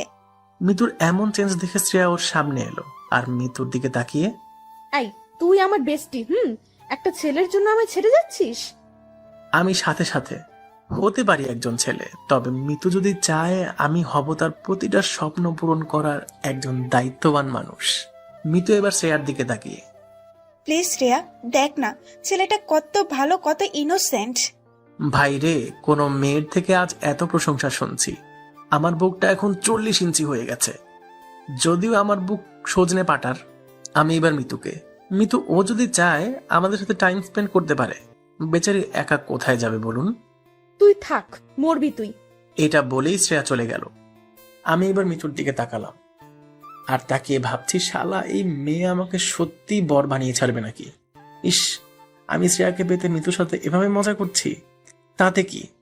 বেস্টি তো আরেকজন বেস্টিকে বেশ ভালোভাবে বাস দিতে পারে। আমি মিতুকে নিয়ে কফি শপের ভেতরে গেলাম এবং কফি খেতে খেতে, আচ্ছা মিতু, আপনি আর শ্রেয়া কি আপনারা এক মেসেই থাকেন? জি, আর হ্যাঁ তুমি বলতে পারেন, সমস্যা নেই। তুমি বললে যে পরীরা রাগ করবে, তাদের সর্বদা সম্মান দেওয়া উচিত। তাই আমি রাগটাগ করি না, সো আমি তুমি বলতে পারেন। ওকে, বাট আপনিও যদি বলেন তবেই। ওকে। আমি এবার মিতুর হাতের দিকে তাকালাম, দেখলাম একটা ঘড়ি পড়ে আছে। এটা দিয়েই শুরু করতে হবে কাহিনী। আজকালের মেয়েরা ভাই প্রশংসাতে বেশি পটে। আচ্ছা মিতু, এই ঘড়িটার অনেক দাম তাই না? মিতু আমার দিকে তাকিয়ে, হ্যাঁ, কেন? আরে এই ঘড়িটা তো এখানে পাওয়া যায় না, প্যারিসে পাওয়া যায় শুধুমাত্র। মেয়েটা এবার একটু ভাব দেখিয়ে, হ্যাঁ, আমার এক ভাইয়া এনে দিয়েছে। শালা শুনে যা হাসি পাচ্ছে না মাইরি। শালা এই ঘড়িগুলো স্টেশনারি দোকানে 150 টাকাতে পাওয়া যায়। তবু আমি হাসি চেপে চোখ বড় বড় করে, বাবা সত্যি? জি। আচ্ছা মিতু, তোমার এই রূপের রহস্য কি জানতে পারি? আমি কিভাবে জানবো? ইস, এটা তুমি জানো না? জি না, কি বলো? তুমি যে একজন পরী। তাই? আমি এবার আমার মোবাইলটা ওর দিকে এগিয়ে দিয়ে, যদি তোমার মতো একটা পরীর নাম্বার আজকে আমার মোবাইলে সেভ থাকতো তাহলে আমি নিজেকে খুব লাকি ফিল করতাম। মেয়েটা আমার দিকে তাকিয়ে হালকা হাসলো এবং মোবাইলে ওর নাম্বারটা সেভ করে মিতু নামে সেভ করে দিলাম। আচ্ছা তোমার নাম কি? আমি হালকা হেসে, অভ্রনীল। বাহ, অনেক সুন্দর। আচ্ছা আমি কি তোমায় নীল বলে ডাকতে পারি? আমি শুনে পুরাই অবাক। আজ পর্যন্ত কেউ আমায় নীল নামে ডাকেনি, বাট মিতু আজ ডাকবে বলছে। ওকে, নো প্রবলেম। এই নীল, শোনো না, শ্রেয়া হয়তো দাঁড়িয়ে থাকবে, এখন আসছি, কল দিও, কথা হবে। এটা বলেই মিতু চলে গেল। আমিও এবার যেখানে আমি থাকি সেখানে এসে উঠলাম। মনটা বড্ড খারাপ বাসার জন্য। আব্বু ভাই কি করছে কে জানে। তাই আমি কল দিয়ে ওদের খবর নিয়ে ফোনটা রেখে দিলাম। দুপুরে লাঞ্চ সেরে বসে আছি, বালিশে মাথা রেখে ভাবছি যদি শ্রেয়াকে আমি পেয়েও যাই, তারপর ওর ভাইয়া জানলে তো আমায় বাঁশ দিয়ে দেবে। শালা, এসব ভাবতে ভাবতেই কপালে ঘাম জমে আসছে। রাতে ডিনার সেরে মিতুর দেওয়া নাম্বারে কল দিলাম। ফোন রিসিভ করতেই, হ্যালো। জি, এখন মিতু একটু ওয়াশরুমে গেছে, ও এলে আমি বলে দিব কল ব্যাক করতে। আপনি কে? আমি ওর রুমমেট শ্রেয়া। আমি শুনে হালকা হ্যাপি ফিল করলাম। আমি হালকা হেসে, ও আপনি? শেষ পর্যন্ত আপনি আমার ফ্রেন্ডকেও আপনার জায়গায় ফাঁসাতে ছাড়লেন না। শ্রেয়া, তুমি আমায় পুরোই ভুল বুঝছো। আমি তোমার জন্য আমার বাসা থেকে 90 কিলোমিটার দূরত্বে এসেছি। থাক, আমি এসব কিছু শুনতে চাই না। মিতু এলে আমি ওকে বলে দেব কল দিতে। আমি হালকা হেসে, শ্রেয়া আমি জানি তুমি আমার উপর রেগে আছো, বাট তুমি একটা বার আমার জায়গায় নিজেকে রাখো। আমি চাই না নিজেকে তোমার জায়গায় রাখতে, আর মোটেও না। আচ্ছা শ্রেয়া, একটা কথা বলি। হুম। তুমি আমায় লোকেশন দাও, আমি লোকেশন মতো তোমার মেসের সামনে পৌঁছাচ্ছি। তুমি আমার সাথে কিছুটা সময় কাটাও, আমি নিশ্চয়ই তোমাকে বোঝাতে পারবো আমার যন্ত্রণাটা। শ্রেয়া কিছুক্ষণ চুপ থাকার পর, আচ্ছা আমি সেন্ড করছি। জানি শ্রেয়াও আমায় ভালোবাসে, তাই আর না করতে পারলো না। শ্রেয়ার সেন্ড করা লোকেশন মতো আমি ওখানে গিয়ে বাইক নিয়ে হাজির হলাম। অবশ্য আমি বাইক নিয়েই বাসা থেকে বের হয়েছিলাম। শ্রেয়া লুকিয়ে মেসের বাইরে এসে আমার জন্য অপেক্ষা করছে দেখলাম। আমি ওর সামনে বাইক রাখতেই পেছনে চাপলো, আর আমি সাথে সাথে ওকে নিয়ে বেরিয়ে এলাম ওখান থেকে। শ্রেয়া আমায় একটুও টাচ করেনি। আমি ওকে বাইকের পিছনে বসিয়ে প্রায় 2 ঘন্টা ঘোরালাম। অবশেষে একটা মরে থাকা ফুচকার স্টলের সামনে দাঁড়ালাম এবং আমি শ্রেয়ার দিকে তাকিয়ে, ফুচকা খাবে? জানি মেয়েরা ফুচকা দেখলে লোভ সামলাতে পারে না, তেমনি শ্রেয়াও ঘাড় নেড়ে জি। এটা বলেই আমরা ফুচকার স্টলের কাছে দাঁড়ালাম এবং সাথে সাথে রাস্তায় ওই সাইড থেকে দুটো গাড়ি হই হুল্লোড় করতে করতে আসছে এদিকে। কারোর হাতে উইকেট, কারোর হাতে তলোয়ার, আবার কারোর হাতে বন্দুক। সোজা ফুচকার স্টলের কাছে গাড়ি দুটো এসে থামলো। শ্রেয়া থরথর করে কাঁপছে আমার পাশে দাঁড়িয়ে। আমি ওর হাতটা জোর করে চেপে ধরলাম। আমারও ভয়ে গলার পানি শুকিয়ে এসেছে। গাড়ির দিকে তাকাতেই দেখলাম ওর ভাইয়া গাড়ি থেকে নেমে একটা উইকেট নিয়ে আমার দিকে আসছে। আমার কাছে এসে আমার পায়ে একটা উইকেটের বাড়ি মেরেই, তোর এত বড় সাহস, তুই আমার বোনকে নিয়ে এত রাতে ঘোরাতে বের হয়েছিস? শ্রেয়া ভয়ে কাঁপতে কাঁপতে, ভাইয়া ভাইয়া। চুপ তুই। শ্রেয়া আরো ভয়ে কাঁপতে কাঁপতে অবশেষে কান্না শুরু করে দিল। আমি ওর ডান হাতটা আরো শক্ত করে চেপে ধরলাম। এটা ওর ভাইয়া দেখে, এই তরোয়াল নিয়ে আয়, আমার বোনের হাত ধরা। ওর ভাইয়ের কথা শুনে একটা ছেলে তলোয়ার নিয়ে এসে ওর হাতে ধরিয়ে দিল। আমার কপাল থেকে একটা একটা করে ঘাম মাটিতে পড়ছে। খুব মনে ভয় কাজ করছে। তবু আমি শ্রেয়ার হাতটা না ছেড়ে শ্রেয়ার দিকে তাকালাম। শ্রেয়ার কান্না ভরা দুটো চোখ দেখতেই আমার চোখেও পানি এসে গেল। আমি বুক উঁচু করলাম আর ভাবলাম, জানি আজ আমার মৃত্যু আবশ্যক, তাই সত্যিটা শ্রেয়াকে জানিয়েই মরব। আমি ওর ভাইয়ার সামনেই শ্রেয়ার দিকে তাকিয়ে, আমি তোমাকে ছেড়ে কেন সেদিন কলকাতা থেকে চলে এসেছিলাম? তোমার মনে এই প্রশ্নটা ছিল, তাই না? চলো আজ ক্লিয়ার করি। হ্যাঁ, আমি তোমার ভাইয়ার জন্য তোমাকে ছাড়তে বাধ্য হয়েছিলাম। বিশ্বাস করো, আমি তোমায় ভালোবাসি। এই কথাটা তোমার ভাইয়া জানলে আমায় তো প্রাণে মারতই, আর আমার ফ্যামিলিকেও শেষ করে দিত। আমি মারা গেলে কোনো ক্ষতি নেই, তবে আমার ফ্যামিলি প্রবলেমে পড়ুক আমি তা চাই না। আজ যখন সবটা তোমার ভাইয়া জেনেই গেছে, তাহলে ওনার সামনেও আমি আজ বলতে চাই আমার তোমার জন্য ভালোবাসার কথাটা। শ্রেয়া, আমি তোমায় ভালোবাসি। জানি আমাকে একটু পরেই মেরে ফেলা হবে। আমি তোমায় আমার প্রাণের শেষ শ্বাস প্রশ্বাস পর্যন্ত ভালোবাসি। শ্রেয়া ওর ভাইয়ার সামনে আমাকে জড়িয়ে ধরলো, আর শ্রেয়ার ভাইয়া চিৎকার করে রাগে ক্রোধে গর্জে উঠল, আর শ্রেয়াকে ছাড়িয়ে আমায় ইচ্ছা মতো উইকেটের বাড়ি দিতে লাগলো। শ্রেয়া আমায় বাঁচানোর জন্য আমার কাছে এসে ওর ভাইয়াকে আটকাতে লাগলো, কিন্তু ওর ভাইয়া ওকে বারবার টেনে হিঁচড়ে সরিয়ে নিচ্ছে। শ্রেয়া চিৎকার করে খুব কান্না করছে আর বলছে, প্লিজ ভাইয়া, ওকে ছেড়ে দাও প্লিজ ভাইয়া। শ্রেয়ার কোনো কথা না শুনে আমাকে একভাবে মারতেই লাগলো। শ্রেয়া গাড়ির কাছে গিয়ে গাড়িতে রাখা একটা পিস্তল নিয়ে ওর মাথায় রেখে, ভাইয়া আমি কিন্তু নিজেকে শেষ করে দেব, প্লিজ ভাইয়া অব্রকে ছেড়ে দাও। আমি শ্রেয়ার কাণ্ড কারখানা দেখে চিৎকার করে, শ্রেয়া প্লিজ ওটা নামাও, প্লিজ শ্রেয়া প্লিজ। শ্রেয়ার ভাইয়া শ্রেয়াকে দেখে আমায় মারা অফ করে দিল এবং উইকেটটা ফেলে হাত দুটো উপরে রাখলো। শ্রেয়া কান্না করতে করতে, ভাইয়া তুমি কি চাও তোমার বোন কি সুখে না থাকুক, কারো কাছে একটু ভালোবাসা না পাক? কতদিন আমি এভাবে ভয়ে ভয়ে কাফিরের মতো দিন পার করব? সবার সামনে বলতেও ভয় করে আমি একজন মাফিয়ার বোন। ছোট থেকে আব্বু আম্মুর আদর পাইনি, ভেবেছিলাম আব্বু আম্মু না হোক ভাইয়ার তো পাবো, বাট সেটাও পাইনি। তারপর ভেবেছিলাম ভালোবাসার মানুষটার থেকে পাবো, বাট সেটাও দেখি এখন আর পসিবল না। কি লাভ আমার মতো অস্বাধীন একটা মেয়ে এই দুনিয়ায় বেঁচে থেকে? ভাইয়া আমি তোমার সামনে কোনো দিন কোনো কথা জোর দিয়ে বলিনি, তবে আজ নির্ভয়ে বলছি। এটা বলেই আমার দিকে বাম হাতের তর্জনী আঙুলটা তুললো এবং আমায় দেখিয়ে, ভালোবাসি আমি ভাইয়া, ওই ছেলেটাকে আমি বড্ড ভালোবাসি। আমি ওকে না পেলে আমি নিজেকে শেষ করে দিব।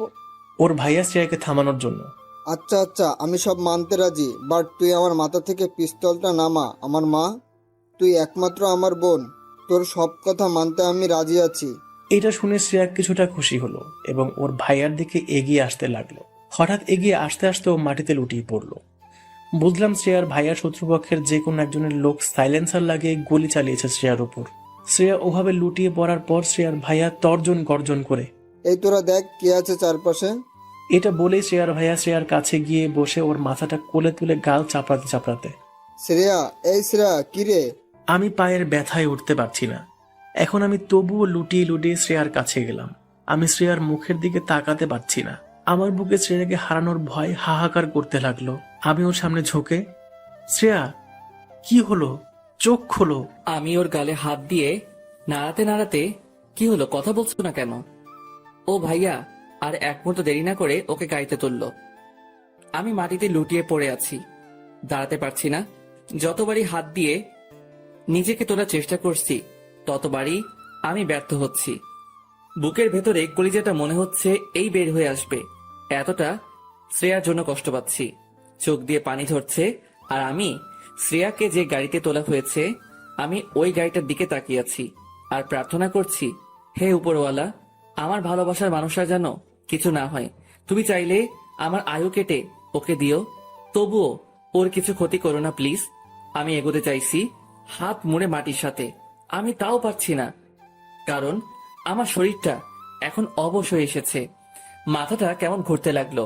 আমি এবার চিৎকার করে, শ্রেয়া, তোমার কিছু হবে না, আমি তোমার পাশে আছি, এটা বলেই আমার মুখ থুবড়িকে মাটিতে আমার মাথা পড়ে রইল। ওদিকে শ্রেয়ার ভাইয়া গাড়ির সিটে চেপে স্টার্ট দিয়েছে এবং আমার দিকে একবার তাকিয়ে একজন ওর দলের ছেলেকে, এই একেও তুলে নিয়ে আয়। এটা বলেই ওর ভাইয়া চলে গেল। আমি শুনতে পেলাম শ্রেয়ার ভাইয়ার কথাটা, বাট আমি মুখ তুলে দেখতে পারলাম না। আমি ব্যথা পেতেই সেন্সলেস হয়ে গেলাম। দীর্ঘ 4 ঘন্টা পর আমি চোখ খুললাম হসপিটালের একটা বেডে। আমি চোখ খুলে শ্রেয়াকে খুঁজতে লাগলাম চারিদিকে তাকিয়ে। আমি কাউকে আমার সাইডে দেখতে না পাওয়ায় সাইড দিয়ে চলে যাওয়া এক নার্সকে, ম্যাম এদিকে একটু শুনবেন। নার্সটা আমার কাছে এসে, জি বলুন। আমার সাথে আর একজন মেয়ে অ্যাডমিট হয়েছে, কাইন্ডলি বলবেন এখন সে কত নাম্বার বেডে আছে? কিছুক্ষণ বলতে ওই রাত 12টার দিকে অ্যাডমিট হয়েছে, তাই না? জি। Sorry sir, it's private. ওনার বাসার লোক আমাদের এটা বলতে বারণ করে দিয়েছে কাউকে। আমি নার্সটার দিকে তাকিয়ে অনুরোধ করে, প্লিজ ম্যাম আমায় বলুন প্লিজ, আমার দেখা করা জরুরি ওই মেয়েটার সাথে। Sorry sir, it's not possible. এটা শুনতেই আমার দুটো চোখের সাইড দিয়ে পানি বের হতে লাগলো। নার্সটা আমায় এমন অবস্থায় দেখে, আর ইউ ওকে? আমি হালকা হেসে, কিভাবে ওকে থাকবো বলুন, ভালোবাসার মানুষটাকে ছাড়া কি ভালো থাকা যায়? নার্সটা এবার নিজের আঙ্গুল ঘষতে ঘষতে, মানে যে অ্যাডমিট হয়েছে আপনি তার লাভার? জি ম্যাম, প্লিজ ম্যাম একটা বার দেখতে চাই। বাট আমরা তো বলতে পারবো না। প্লিজ ম্যাম, আপনি যদি কখনো কাউকে ভালোবেসে থাকেন তো এর পেনটা আপনি শিওর ফিল করবেন। নার্সটা এবার মাথা নিচু করে আমার দিকে তাকালো। ওকে, বাট এটা যদি জানাজানি হয় তাহলে আমার জীবন পর্যন্ত যেতে পারে। শুনেছি নাকি ওই মেয়েকে যে নিয়ে এসেছিল সে বড় এক মাস্তান মাফিয়া। ম্যাম আই প্রমিস, আপনি আর আমি ছাড়া এই কথাটা কেউ জানবে না। Okay, room number 22। Okay ma'am, thanks. নার্সটা আর কোনো কথা না বলে চলে গেল। আমি এবার নিচে নামতে যাব, ঠিক তখনই আমার পায়ে ব্যথা অনুভব করলাম এবং বুঝলাম আমার দুটো পায়ে ব্যান্ডেজ করা আছে। আমি চাইলেও যেতে পারবো না। আমি আবারও বালিশে মাথা রেখে শুয়ে পড়লাম আর ভাবতে লাগলাম কেন আমি শ্রেয়াকে বিপদের মুখে ঠেলে দিলাম। আমি রাতে ওকে নিয়ে যদি না বের হতাম তাহলে আজও এই বিপদের সম্মুখীন হতো না। কেন আমি বের হলাম? আমি দোষী, আমি দোষী। হ্যাঁ হ্যাঁ হ্যাঁ, অব্র তুই দোষী, অনেক বড় দোষী। আমি পকেট থেকে মোবাইলটা বের করলাম এই ভেবে যদি শ্রেয়ার ফ্রেন্ড মিতু ওর সাথে থাকে, কারণ ফিমেল ওয়ার্ডে কোনো মেল সাথে থাকা অ্যালাউ করে না। তাই আমি ফোনটা বের করে মিতুর নাম্বারে কল দিলাম। ও লুকিয়ে কলটা রিসিভ করে চুপি চুপি। হ্যাঁ বলো। আমি নিজেকে আর শান্ত না রাখতে পেরে, মিতু, শ্রেয়া কেমন আছে? মিতু কান্নার আওয়াজ নিয়ে, ভালো নেই, সিরিয়াস অবস্থা। ও আচ্ছা, তুমি কি ওর কাছেই আছো? হ্যাঁ। একবার ভিডিওটা অন করবা প্লিজ। ওকে। মিতু এবার ভিডিওটা অন করলো আর আমার দু চোখ ভেজা দেখে, এই কান্না করছো কেন? কি করব বলো, আমার জন্য তোমার ফ্রেন্ডের আজ এই অবস্থা, সবটার মূল দায়ী আমি। মিতু এবার আমার দিকে তাকিয়ে, অফ্র, আমি জানি তুমি শ্রেয়াকে কতখানি ভালোবাসো। ও আমি সবটা খুলে বলেছিল। এখন যদি তুমি ভেঙে পড়ো তাহলে কিভাবে চলবে বলো? আমি চোখের পানি মুছে, মিতু একবার ব্যাক ক্যামেরাটা অন করে শ্রেয়াকে দেখাবে প্লিজ। মিতু আমার কথা মতো ব্যাক ক্যামেরা অন করতেই আমার চোখে আবারও পানি চলে এলো। মেয়েটার মুখে অক্সিজেন মাস্ক, একটা কাঁচের ঘরে আছে, মানে আইসিইউতে। মেয়েটার দিকে আমি তাকাতে পারছি না একদম, তাকালেই কেমন নিজেকে বড্ড দোষী মনে হচ্ছে। আমি মাথাটা উপরে রেখে একটা লম্বা শ্বাস নিয়ে কপালে হাত দিলাম। বুঝলাম কপালে ঘাম জমে এসেছে আর আমি কাঁপতে কাঁপতে চুপি চুপি, খুব ভালোবাসি তোমায় পাগলি, তোমায়, মন চাইছে একটাবার তোমার কোলে মাথা রেখে অনেক অনেক অনেক কান্না করি। তোমার আমার ভালোবাসার সফলতা তো তোমার মাঝেই আছে। তোমার নামেই এখন আমার প্রতিটা হার্টবিট চলছে। বিশ্বাস করো শ্রেয়া, আমি তোমায় ছেড়ে একা একা আর থাকতে পারছি না। প্লিজ, তোমায় আমি কাছে পেতে চাই। I love you Shreya. I want touch your hearts and your any happiness, your any feelings. Love you Shreya, really love you Shreya. আমি ঠোঁটের উপর ঠোঁট রেখে কষ্ট চেপে, আচ্ছা মিতু, এখন রাখি, পরে কল দেব। ওকে, বাট তুমি কোথায়, কোন রুমে আছো? আমি 57 নাম্বার রুমে আছি। ও ওকে। এই অফ্র, শ্রেয়ার ভাই আসছে, রাখো রাখো। এটা বলে ফোনটা কেটে দিল। আমি ফোনটা সাইডে রেখে দুহাত দিয়ে বেড কভারটা খামচে ধরে ঠোঁটে ঠোঁট চেপে নীরবে আবারও কান্না করতে লাগলাম। বুকটা হাহাকার করে উঠছে বারে বার শ্রেয়ার জন্য। প্লিজ শ্রেয়া, তুমি আমায় ছেড়ে কোথাও যেও না। হে উপরওয়ালা, আমার শ্রেয়ার যেন কিছু না হয়। আমি থাকতে পারবো না কিছুতেই ওকে ছাড়া। আমি কান্না করতে করতে একসময় হাঁপিয়ে পড়লাম এবং ভোর 5টার দিকে ঘুমিয়ে পড়লাম। আমার ক্লান্ত শরীরে প্রাণ এলো সকাল 11টার দিকে, মানে ঘুম ভাঙলো। আমি দুহাত দিয়ে উঠে বসলাম। দেখি সাইডে আয়া বসে আছে। আমাকে ঘুম থেকে উঠতে দেখেই আমার দিকে মাজন বাড়িয়ে দিল। আমি আয়াটাকে, ওয়েট ম্যাম, এটা বলে ফোনটা হাতে নিয়ে মিতুকে কল দিলাম, বাট ফোনটা রিসিভ করছে না। আমার মনকে শত প্রশ্ন ঘিরে ধরলো। মিতু কল রিসিভ করছে না কেন? কি হয়েছে? শ্রেয়ার কি সিরিয়াস অবস্থা নাকি? শ্রেয়ার ভাইয়ার সাইডে আছে নাকি অন্য কিছু? না না, শ্রেয়ার কিছুই হতে পারে না। আমি বুকের বাম সাইডে হাত রেখে আল্লাহকে ডেকে নিজেকে শান্ত করলাম। আমি মাজন নিয়ে মুখ ধুয়ে এবার কিছু খাবো, তখনই আমার রুমের ওপাশে রাস্তা দিয়ে কারা যেন একটা স্ট্রেচার গড়িয়ে গড়িয়ে নিয়ে যাচ্ছে আর কান্না করছে শুনতে পেলাম। আর একজন খুব গম্ভীর হয়ে, ছাড়বো না ছাড়বো না। কেন তুই ছেড়ে চলে গেলি? আমায় ছেড়ে আমি কি নিয়ে থাকবো? আমি কার জন্য নতুন নতুন গিফট কিনবো? কে আমার কাছে এখন আবদার করবে? ফিরে আয়, তুই ফিরে আয়। এসব কথা শুনে আমার বুকটা কেঁপে উঠল। গলার ভয়েসটা যেন আমার খুব চেনা। আমি ভয়ে কাঁপতে কাঁপতে আয়াকে, ম্যাম, কে মরেছে? আয়াটা এবার ডিমের খোসা ছাড়াতে ছাড়াতে, কি জানি কে মরেছে, তবে শুনলাম আজ ভোরের দিকে কাল একজন অ্যাডমিট হওয়া মেয়ে মারা গেছে। সাথে সাথে আমার হাতে থাকা খাবারের প্লেটটা পড়ে গেল। আমি একভাবে তাকিয়ে রইলাম দেওয়ালের দিকে, আর চোখ বেয়ে নীরবে পানি বইছে। তার মানে আমারও না তো? না না, এটা হতেই পারে না। উপরওয়ালা এতটা নিষ্ঠুর না যে দুটো ভালোবাসার মানুষকে একে অপরের থেকে ছিনিয়ে নেবে। আমি পাগলের মতো ফোনটা নিয়ে মিতুকে বারবার কল দিচ্ছি। একসময় ও ফোনটা রিসিভ করতেই ও খুব কান্না জুড়ে দিল। হ্যালো। মিতু কোনো কথা না বলে ফিসফিস করে কেঁদে চলেছে। আমি নিজেকে শান্ত না রাখতে পেরে, হ্যালো মিতু, তুমি কান্না করছো কেন? কি হয়েছে? মিতু গলা ঝেড়ে, না না, কিছুই হয়নি। তুমি কেমন আছো? মিতু আমতা আমতা করে কথাটা আমার মনে বড় একটা সংশয় তুলে ধরলো। আমার কথা ছাড়ো, কি হয়েছে বলো। শ্রেয়া ঠিক আছে তো? মিতু মুখ চাপা দিয়ে কান্না আমায় না বুঝতে দিয়ে, না না, শ্রেয়া একদম ঠিক আছে। আমি মিতুর কথাটা এখন বিশ্বাস করতে পারছি না। মিতু তো এভাবে কথা বলে না। আমার জোরে হার্টবিট শুরু হয়ে গেল। আমি নিজেকে আর মানাতে পারছি না। পাশের আয়াটাকে, ম্যাম আপনি যান, আমি নিজে করে নেব আমার যা লাগবে। ওকে। এটা বলে আয়াটা চলে গেল। আমি আবারও ফোনটা কানে তুলে, মিতু, তোমার কথায় আমার এখন আর বিশ্বাস হচ্ছে না। সত্যি বলছো বলো? মিতু আর কান্না থামাতে না পেরে, শ্রেয়ার আমাদের মাঝে নেই। কথাটা শোনার সাথে সাথে আমার মাথায় বাজ পড়ে গেল। বুকের বাম পাশে এমন একটা আঘাত লাগলো যা বন্দুকের গুলির থেকেও শত যন্ত্রণার বেশি। আমি নার্ভাস হয়ে, না না, তুমি ভুল বলছো। মিতু আরো কান্না করতে করতে, আমি সবটা ঠিকই বলছি, শ্রেয়া আমাদের মাঝে আর নেই। আমি নিজেকে ঠিক না করতে পেরে আমি বালিশে মাথা রাখলাম। ফোনটা বিছানায় পড়ে রইল। কষ্টে বুকটা ফেটে যাচ্ছে আমার। এখন মনে হচ্ছে সবটার জন্য দায়ী শুধুমাত্র আমি। কেন আমি করতে গেলাম এমনটা? আমি বেডের মাথার দিকে রডটা চেপে ধরলাম এবং নিজের উপর রাগে সাপের মতো ফোঁসফোঁস করতে লাগলাম। নিজের চুলগুলো ধরে ইচ্ছে মতো টানতে লাগলাম। পুরাই আমি পাগলের মতো হয়ে গেছি এখন। মন থেকে বারে বার এই কথাটাই আসছে, অভ্র তুই একটা খুনি। নিজের ভালোবাসার মানুষকে তুই নিজেই মেরে ফেললি। আমি চোখ বন্ধ করতেই আমার দু চোখ থেকে ঝরঝর করে বৃষ্টির মতো পানি পড়তে লাগলো। গোটা শরীরটার এখন উপর নিজেরই ঘৃণা হচ্ছে। কেন আমি শ্রেয়াকে নিয়ে বাইরে বের হলাম? কেন কেন কেন? কি দোষ করেছিল? শ্রেয়া, তুমি আমায় মাফ করে দিও। এখন শ্রেয়ার সাথে কাটানো সেই প্রথম মুহূর্তটা মনে পড়ছে আর চিৎকার করে মন বলতে চাইছে, শ্রেয়া আমি তোমায় ভালোবাসি। আমি তোমায় আবারও ওই বাসের কর্নারের সিটের পাশে চাই। যেভাবে তুমি আমায় ছুরি দিয়ে আমায় ভয় দেখিয়েছিলে, আমি ওই ভয়টাও পেতে চাই তোমার থেকে। প্লিজ শ্রেয়া, তুমি ফিরে আসো।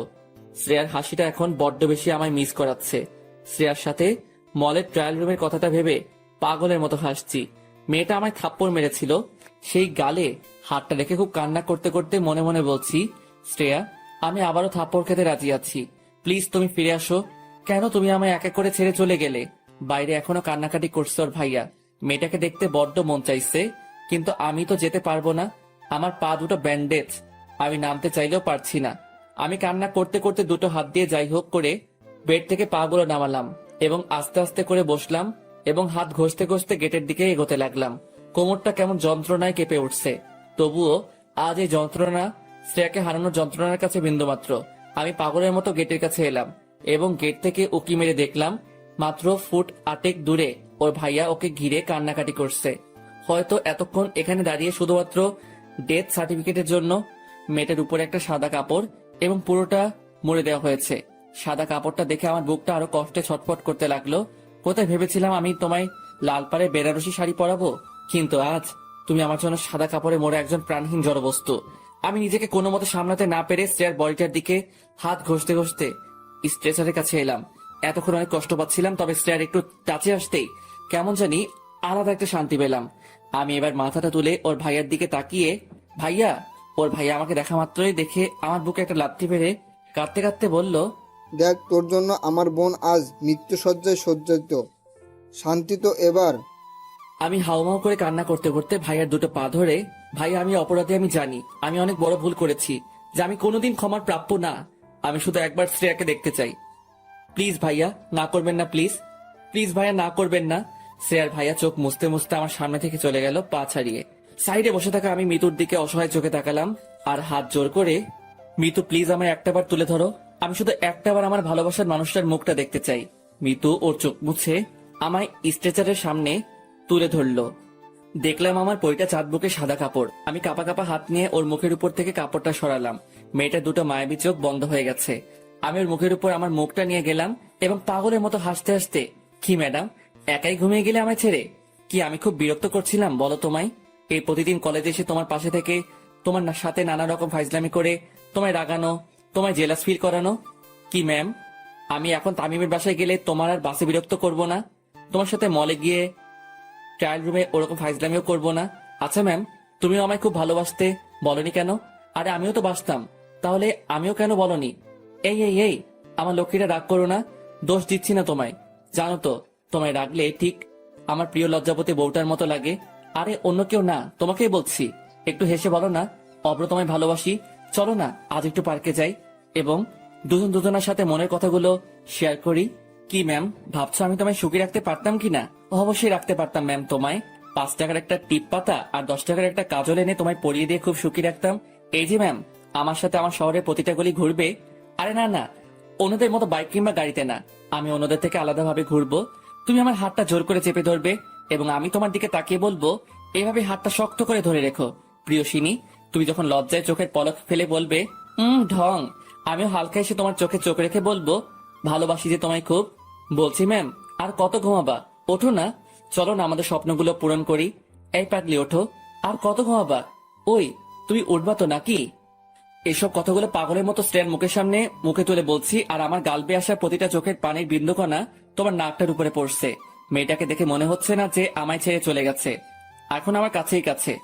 আমি এবার আমার মুখটা ওর কানের কাছে নিয়ে গিয়ে, খুব ভালোবাসি তোমায়, এটা বলার সাথেই আমায় কে যেন একজন এসে ধরলো এবং আমার পেটের কাছে কি যেন একটা রাখলো। আমি এসব কোনো কেয়ার না করে পাগলের মতো শ্রেয়ার কানের কাছে বিড়বিড় করতে থাকলাম। হঠাৎ বুঝলাম আমার পেটের কাছে কে যেন বারে বারে গুলি ফায়ার করছে। আমি পিছনে তাকিয়ে দেখতেই দেখতে পেলাম শ্রেয়ার ভাইয়া। আমি চোখ দুটো বড় বড় করে শ্রেয়ার ভাইয়ার দিকে তাকিয়ে হাসলাম এবং ঠোঁটের উপর ঠোঁট চেপে ধন্যবাদ জীবন্ত লাশটাকে মৃত লাশে পরিণত করার জন্য। শ্রেয়ার ভাইয়া রাগে ঘৃণায় আমার দুটো পায়ে আবারও লাথি মেরে আমায় হাঁটু মুড়ে বসিয়ে দিল এবং আমার চুলের মুড়িটা ধরে আমার মুখের ভেতর পিস্তলের নলটা ঢুকালো। আমি চারদিকে তাকিয়ে দেখলাম প্রচুর মানুষ আমাদেরকে দেখছে, তবে আমায় আটকালেও আমি আজ নিজেকে আটকাতে দেব না। আজ নিজেকে মনে হচ্ছে আমি পরিবারের একজন অবাধ্য ছেলে ছিলাম। এত বড় দোষ নিয়ে আমি জীবনে কখনো এগোতে পারতাম না। দলের লোকগুলো চারিদিকে বন্দুক হাতে নিয়ে দাঁড়িয়ে আছে। এদিকে শ্রেয়ার ভাইয়া চোখে পানি রেখে কাঁপতে কাঁপতে আমার দিকে তাকালো আর বলল, আমার প্রাণ নিয়ে খেলি, কিন্তু তুই আমার প্রাণটা আজ কেড়ে নিলি। এটা বলেই পিস্তলের ট্রিগারে আঙুল দিল। আমি মাথা নিচু করে মনে মনে, আব্বু ভাইয়া তোদের সাথে আর দেখা হলো না, হয়তো আবার হবে আমার লাশের সাথে তোদের দেখা। প্লিজ তোরা আমায় ভুল বুঝিস না, আমায় মাফ করে দিস ভাই। আব্বুর খেয়াল রাখিস। আমাদেরকে ছোট থেকে একজন আম্মু আব্বু দুজনেরই ভালোবাসা দিয়ে বড় করেছে। আমি পারলাম না তোদের সাথে আর থাকতে। আমি এখন পুরাই কাঁদছি আর খুব হাঁপাচ্ছি। আচমকা শ্রেয়ার ভাইয়া চিৎকার করে আমার মুখের ভেতরেই বারে বার গুলি চালাতে লাগলো। আমার মাথার পিছনে খুলি ছেদ করে প্রত্যেকটা গুলি রকেটের বেগে বাইর হয়ে গেল। আমি এবার মাথা নিচু করে ফেলতেই শ্রেয়ার ভাইয়া আমায় ছেড়ে দিল। আমি কাঁপতে লাগলাম প্রচুর, এবং কখন যাই মারা গেছি বুঝতেই পারিনি। আমি আমার লাশ থেকে আমার আত্মা নিয়ে উঠে দাঁড়ালাম। দেখি আমার লাশটা পড়ে আছে রক্তাক্ত হয়ে। আমি শুতে চাইলেও শুতে পারছি না। আমি শ্রেয়ার লাশটার দিকে তাকাতেই দেখি, আরে শ্রেয়াও তো পাশে দাঁড়িয়ে। আমি পাগলের মতো দৌড়ে ওর দিকে এগোলাম ওকে জড়িয়ে ধরার জন্য, বাট আমি ওকে জড়িয়ে ধরতে পারছি না। ওকে আমি টাচই করতে পারছি না। আমি বিষণ্ণ হয়ে ওর সামনে দাঁড়িয়ে রইলাম। আর এটা দেখে শ্রেয়া হাসতে হাসতে, কি লেখক সাহেব, ভালোবাসা কি শুধুমাত্র স্পর্শেই হয়? কখনো তো অনুভবেও হয়। কত গল্পে ভালোবাসা স্পর্শে প্রকাশ করবেন, অন্তত এই গল্পে তোমার আমার ভালোবাসা অনুভবেই থাকুক। আমি মাথা তুলে শ্রেয়ার মায়াবী মুখটার দিকে তাকালাম আর হেসে, হ্যাঁ প্রিয়সিনী, স্পর্শে ভালোবাসা তো সকলে ভালোবাসতে পারে। আমরা না হয় অনুভবেই বাসি। আকাশ তো একটাই, তাকে তো স্পর্শ করতে পারি না। তবুও তোমার আমার মতো লক্ষ লক্ষ মানুষ ওই দূরে সাদামাটা নীল আকাশটাকে এত বেশি ভালোবাসে। জি লেখক সাহেব, আমাদের কাহিনীটা তোমার ডায়েরিতে তুলে রাখো। হয়তো পুরাতন হয়ে গেলে সেই ডায়েরির পাতায় ভাঁজ থাকবে, তবুও কখনো মুছে তো যাবে না। ওই দেখো, তুমি আর আমি কেমন শান্তি হয়ে ঘুমাচ্ছি। চলো, এই ঘুমের মধ্যেই আমরা আমাদের স্বপ্নগুলো পূরণ করে আসি। আচ্ছা চলো। এটা বলে শ্রেয়াও মাথা নিচু করে নিল এবং অন্যদিকে তাকিয়ে রইল। শীতলদা আমার দিকে তাকিয়ে, চিনিস নাকি? জি, ফ্রেন্ড হয়। আমি এবার বাইরের দিকে তাকিয়ে দেখলাম ওর ভাইয়া আসছে কিনা। ওর ভাইয়া গাড়ির সাইডে দাঁড়িয়ে কার সাথে যেন ফোনে কথা বলছে। এদিকে শীতলদা আমাকে, আমি দেখছি, যা তোরা কথা বল। আমি খুশি হয়ে, থ্যাঙ্কস দাদা, এটা বলে আমি গুটি গুটি পায়ে শ্রেয়ার দিকে এগোচ্ছি। আর শ্রেয়া তত মুখ লুকানোর ট্রাই করছে। আমি ওর সামনে গিয়ে দাঁড়ালাম আর ওর দিকে তাকিয়ে, শ্রেয়া আমি জানি আমি ভুল করেছি, তোমায় না জানিয়ে চলে এসেছি, কিন্তু কি করব বলো, আমি আমার ফ্যামিলির কথা ভেবে এসব করতে বাধ্য হয়েছি। শ্রেয়া সাপের মতো ফুসফুস করতে লাগলো। কে আপনি? আমি আপনাকে চিনি না। বুঝলাম অভিমান করেছে, তাই আমি হালকা হেসে, আচ্ছা বাবা সরি, বলছি তো ভুল হয়েছে আমার। আরে বাবা, কে আপনি? আর আমাকে সরি বা কেন বলছেন? আমি তো আপনাকে চিনি না। এটা বলেই উঠে গেল এবং আমার দিকে আঙুল তুলে, আমি আপনাকে চিনি না, আই হেট ইউ। এটা বলেই ও গাড়ির কাছে গিয়ে গাড়িতে উঠে গেল। ওর এমন করা আমার সাথে ব্যবহার আমার বুকের সোজা তীরের ফলার মতো এসে লাগলো। নিজের অজান্তেই চোখের কোণে পানি চলে এলো। চোখের পানি লুকিয়ে হালকা হেসে, শীতলদা আমি আসি এখন, আব্বু হয়তো খুঁজবে, অনেকক্ষণ এসেছি তো। এটা বলে আমি বাইরে চলে এলাম। গাড়িটার দিকে বারবার তাকাচ্ছি, শুধু একটা কথাই ভেবে, একবার হলেও শ্রেয়া জানালাটা খুলবে। বাট আমার ভুল ধারণা, ও খুলল না একটা বারের জন্য। শ্রেয়ার ভাইয়ার টাকা মিটিয়ে গাড়িটা স্টার্ট দিয়ে আমার চোখের সামনে থেকে চলে গেল। নিজের মন আমায় এখন একটাই প্রশ্ন করছে, অভ্র তুই তো ওকে একটু হলেও ভালোবাসিস, আজ তখন তোর এতটা আবার কাছে এলো, কেন তুই ওকে তোর ভালোবাসার কথাটা জানালি না? তোদের মিলন ঠিকই হবে, কারণ উপরওয়ালা চেয়েছে বলেই আবার তোদের দ্বিতীয়বার একে অপরকে দেখার সুযোগ করে দিয়েছিল। কিন্তু সব তুই শেষ করে ফেললি, আর তুই কোনোদিন ওকে পাবি না, আর চাইলেও তুই ওর সাথে মিট করতে পারবি না, কারণ তুই তো জানিস না শ্রেয়া কোন কলেজে পড়ে এবং কোন মেসে থাকে। অভ্র তুই তো ভালোবেসেছিস, কোনো অপরাধ তো করিসনি, আর তুই ওর ভাইয়া মানে একজন মাফিয়ার জন্য তুই ভয় পেয়ে তোর ভালোবাসার বলিদান দিবি? এটা কিছুতেই হতে পারে না। তুই পারবি অভ্র, তুই পারবি। আমি এসব ভাবতে ভাবতে রুমে এসে চুপচাপ বেডের বালিশে মুখ গুজে পড়ে রইলাম। আমার মাথায় এবার বুদ্ধি এলো, তামিমকে ফোন দিই, সেই সব বলতে পারবে। হ্যালো তামিম। জি ভাই বল। বলছি শোন না, শ্রেয়া কোন কলেজে পড়ে কিছু জানিস? না রে দোস্ত, ওর সব সিক্রেট। আর তুই তো জানিস ওর ভাইয়া মাফিয়া, মানে ওর বোনকে ওদের শত্রুরা মারার ট্রাই করে অনেক সময়, তাই সবটা সিক্রেট রাখে। ও আচ্ছা, এটা বলেই ফোন রেখে দিলাম। কিভাবে যে ওর সাথে কন্ট্রাক্ট করব কিছুই বুঝতে পারছি না। তারপরেই মাথায় এলো, আরে ও তো আমার ফেসবুক ফ্রেন্ড লিস্টে অ্যাড আছে, ওখানে নিশ্চয়ই কলেজের নাম দেওয়া থাকবে। তাই আমি তাড়াতাড়ি ফোন বের করে ফেসবুক লগ ইন দিলাম এবং কলেজের নাম এবং ও যেখানে থাকে তার অ্যাড্রেসও পেয়ে গেলাম। দিন 4 পর ওখানে গিয়ে হাজির হলাম। কলেজের সামনে দাঁড়িয়ে আছি, প্রায় 30 মিনিট হতে চললো, বাট এখনো মহারানীর দেখা নেই। আমি হাতে ফোনটা রেখে ঘোরাতে ঘোরাতে চারদিকে তাকাচ্ছি। ডান সাইডে চোখ রাখতেই শ্রেয়া ওর ফ্রেন্ডদের সাথে হাসাহাসি করতে করতে কলেজের গেটের সামনে আসছে। বাতাসে চুলগুলো উঠছে, একটা নীল কালারের সালোয়ার কামিজ পরেছে, চোখে হালকা কাজল আর ঠোঁটের কোণে হাসি। আবারও প্রেমে পড়ে গেলাম মেয়েটার। মেয়েটা এবার কলেজের গেটের সামনে আসতেই আমায় দেখতে পেল এবং না দেখার ভান করে বিরক্তিকর ভাব নিয়ে ভেতরে ঢুকে গেল। আমি এবার পিছন থেকে, শ্রেয়া, ও শ্রেয়া, চুপ, ও শ্রেয়া, কি হলো শুনতে পাচ্ছ না? ওর কোনো রেসপন্স না পেয়ে সোজা ওর সামনে গেলাম এবং ওর দিকে তাকিয়ে, কি হলো এত ডাকছি যে? শ্রেয়া এবার ভাব দেখিয়ে, কে ভাই আপনি? ভাইরে, কথাটা সোজা আমার বুকে এসে লাগলো। আমি এদিক ওদিক তাকিয়ে দেখলাম আমি ছাড়া তো কাছাকাছি কেউ নেই। আমায় বললে কথাটা? জি, কে আপনি ভাই? আমি ওর কথা শুনে মুখে হাত রেখে, আরে আরে, এই তো কিছুদিন আগে বর বানামে বলছিলে আর এখন ভাই? শ্রেয়া আমার দিকে না তাকিয়ে, আপনাকে আমি চিনি না, তো সরে দাঁড়ান। এটা বলেই সাইড কাটিয়ে চলে গেল। আমি পাগলের মতো মাথায় হাত দিয়ে ভাবতে লাগলাম, যাহ শালা, আবার কি নতুন করে পড়াতে হবে? আমি আবারও ওর সামনে গেলাম। এতে আরো শ্রেয়া রেগে গেল এবং আমার দিকে তাকিয়ে, আমি আপনাকে চিনি না, আই হেট ইউ, আমি আপনাকে ঘৃণা করি। আমি হালকা হেসে ওর চোখের দিকে তাকিয়ে, তাই? বাট আমি শুনেছি নাকি ঘৃণার মধ্যেও ভালোবাসা থাকে। তুমি আমায় ঘৃণা করতেই থাকো আর আমি তোমায় ভালোবাসতেই থাকবো, আর একদিন তোমায় আমি নিজের করেই নেব। শ্রেয়া এবার হালকা হেসে ভাব দেখিয়ে, চল ফট। ওরে শালা, আমি তো শ্রেয়ার এমন ভাব দেখে পুরাই আশ্চর্য। না, নিনজা টেকনিক এবার ইউজ করতেই হবে দেখছি। বাট এবার ওর উপর নয়, ওর একটা ফ্রেন্ডের উপর জেলাস ফিল করাতে হবে। তাই আমি ওখানে থাকার জন্য একটা লজে উঠেছি। পরের দিন আবারও শ্রেয়ার কলেজের সামনে এসে দাঁড়ালাম। ওর কাছে আসতেই ওদের মাঝে একটা ফ্রেন্ডকে দেখলাম, বেশ ভালোই গুলুমুলু টাইপের। তাই আমি ওদের কাছে যেতেই শ্রেয়া রেগে, ওই বলেছি না আমি আপনাকে চিনি না। আমি হালকা ভাব দেখিয়ে, ও হ্যালো, আমিও আপনাকে চিনি না। আমি তো চিনতে এসেছি আপনার ডান সাইডে থাকা পরিটার বিষয়ে। শ্রেয়া আমার দিকে রাগি লুকে, কে আপনি যে আপনাকে চিনতে হবে? এই চল তো। এটা বলেই ওরা এগিয়ে এলো। আমি এবার ওর ফ্রেন্ডের সামনে গিয়ে, আচ্ছা ম্যাম, আপনি কি জান্নাত থেকে পড়েছেন নাকি? মানে? না মানে এত সুন্দরী তো শুধুমাত্র জান্নাতেই থাকে। মেয়েটা হালকা হেসে আমার দিকে তাকালো এবং মিটিমিটি চোখে। তাই? শ্রেয়া রেগে আগুন হয়ে, আমি গেলাম। এটা বলেই চলে গেল। আমি মুচকি হাসলাম শ্রেয়ার রিয়েক্ট দেখে। বাট আমায় এখন শ্রেয়ার ফ্রেন্ডকে পটাতে হবে। তাই আমি, আচ্ছা আমি কি জানতে পারি আমার সামনে দাঁড়িয়ে থাকা পরিটার নাম? কেন? আমার ফ্রেন্ডের বড় ভাইয়ের কাল বেবি হয়েছে। আমার ফ্রেন্ড বলেছে তার ভাতিজির নাম নাকি কোনো পরীর নামে রাখবে।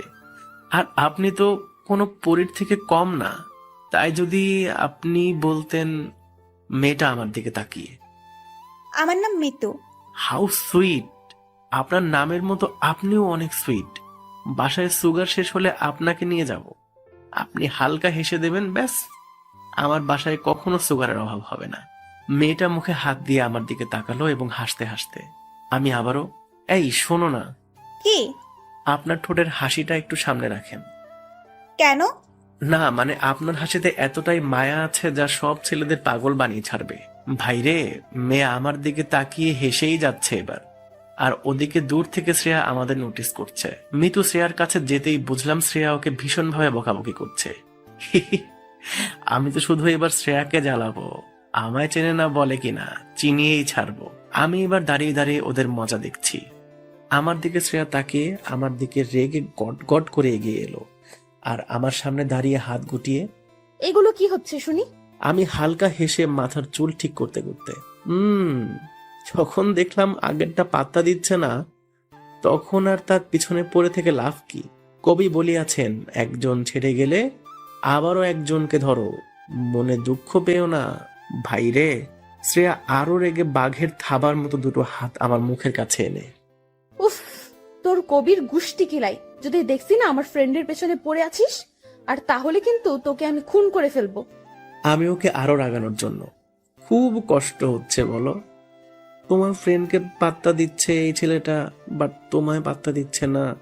আহা গোসনা আমার, খুব কষ্ট হচ্ছে বলো। ভাই রে, শ্রেয়া এখন পুরাই আগুন। অভ্র পালাতই, নইলে তোর আজ খবর আছে। আমি আবারও দুষ্টুমি করে, তুমি হলে আমার বেহুলা, জানি এখনো তুমি আমায় বাসো ভালা, তবে কেন করো এত ছলনা? ওহে বলো না প্রিয় ললনা, এটা বলেই দৌড় দিলাম। আর ওদিকে শ্রেয়া রাগে একটা স্যান্ডেল ছুঁড়ে। তা হারামি তোর কবি হওয়া, কাল থেকে যদি আশেপাশে দেখছি আমি কি করতে পারি।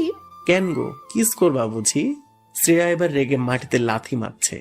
আমি এবার মিতুর দিকে তাকিয়ে হাত তুলে বাই পড়ি। শ্রেয়া আবারও রেগে আমায় কিছু না বলে সোজা মিতুর কাছে গেল এবং মিতুকে নিয়ে ভেতরে চলে গেল। আমি এখনো দাঁড়িয়ে আছি, আর যেখানে থাকি ওখানে গিয়ে করবোটা কি? আমি তো একা। সো ওখানে বোর হওয়ার থেকে কলেজের সাইডে একটা কফি শপ আছে, সেখানে গিয়ে বসি। কফি শপে দীর্ঘ 1 ঘন্টা বসে আছি। আমি মোবাইল টিপছি ঘাড় নিচু করে। সামনে তাকাতেই দেখি, আরে মিতু আর শ্রেয়া কখন এলো? এরা দুজন একে অপরের সাথে গল্প করছে। মিতু আমার দিকে মুখ করে বসেছে। আমি এবার হাত তুলে, আরে হাই, এখানে কখন এলেন? শ্রেয়া পিছনে ফিরে আমাকে দেখতেই ও উঠে মিতুর হাত ধরে। আইনি তো চল, ফালতু ছেলে একটা, মেয়ে দেখলে শুধু গায়ে পড়ার ধান্দা। আমি শ্রেয়ার কথায় পাত্তা না দিয়ে মিতুর দিকে তাকিয়ে, এই যে মিস, কোল্ড কফি নাকি হট কফি?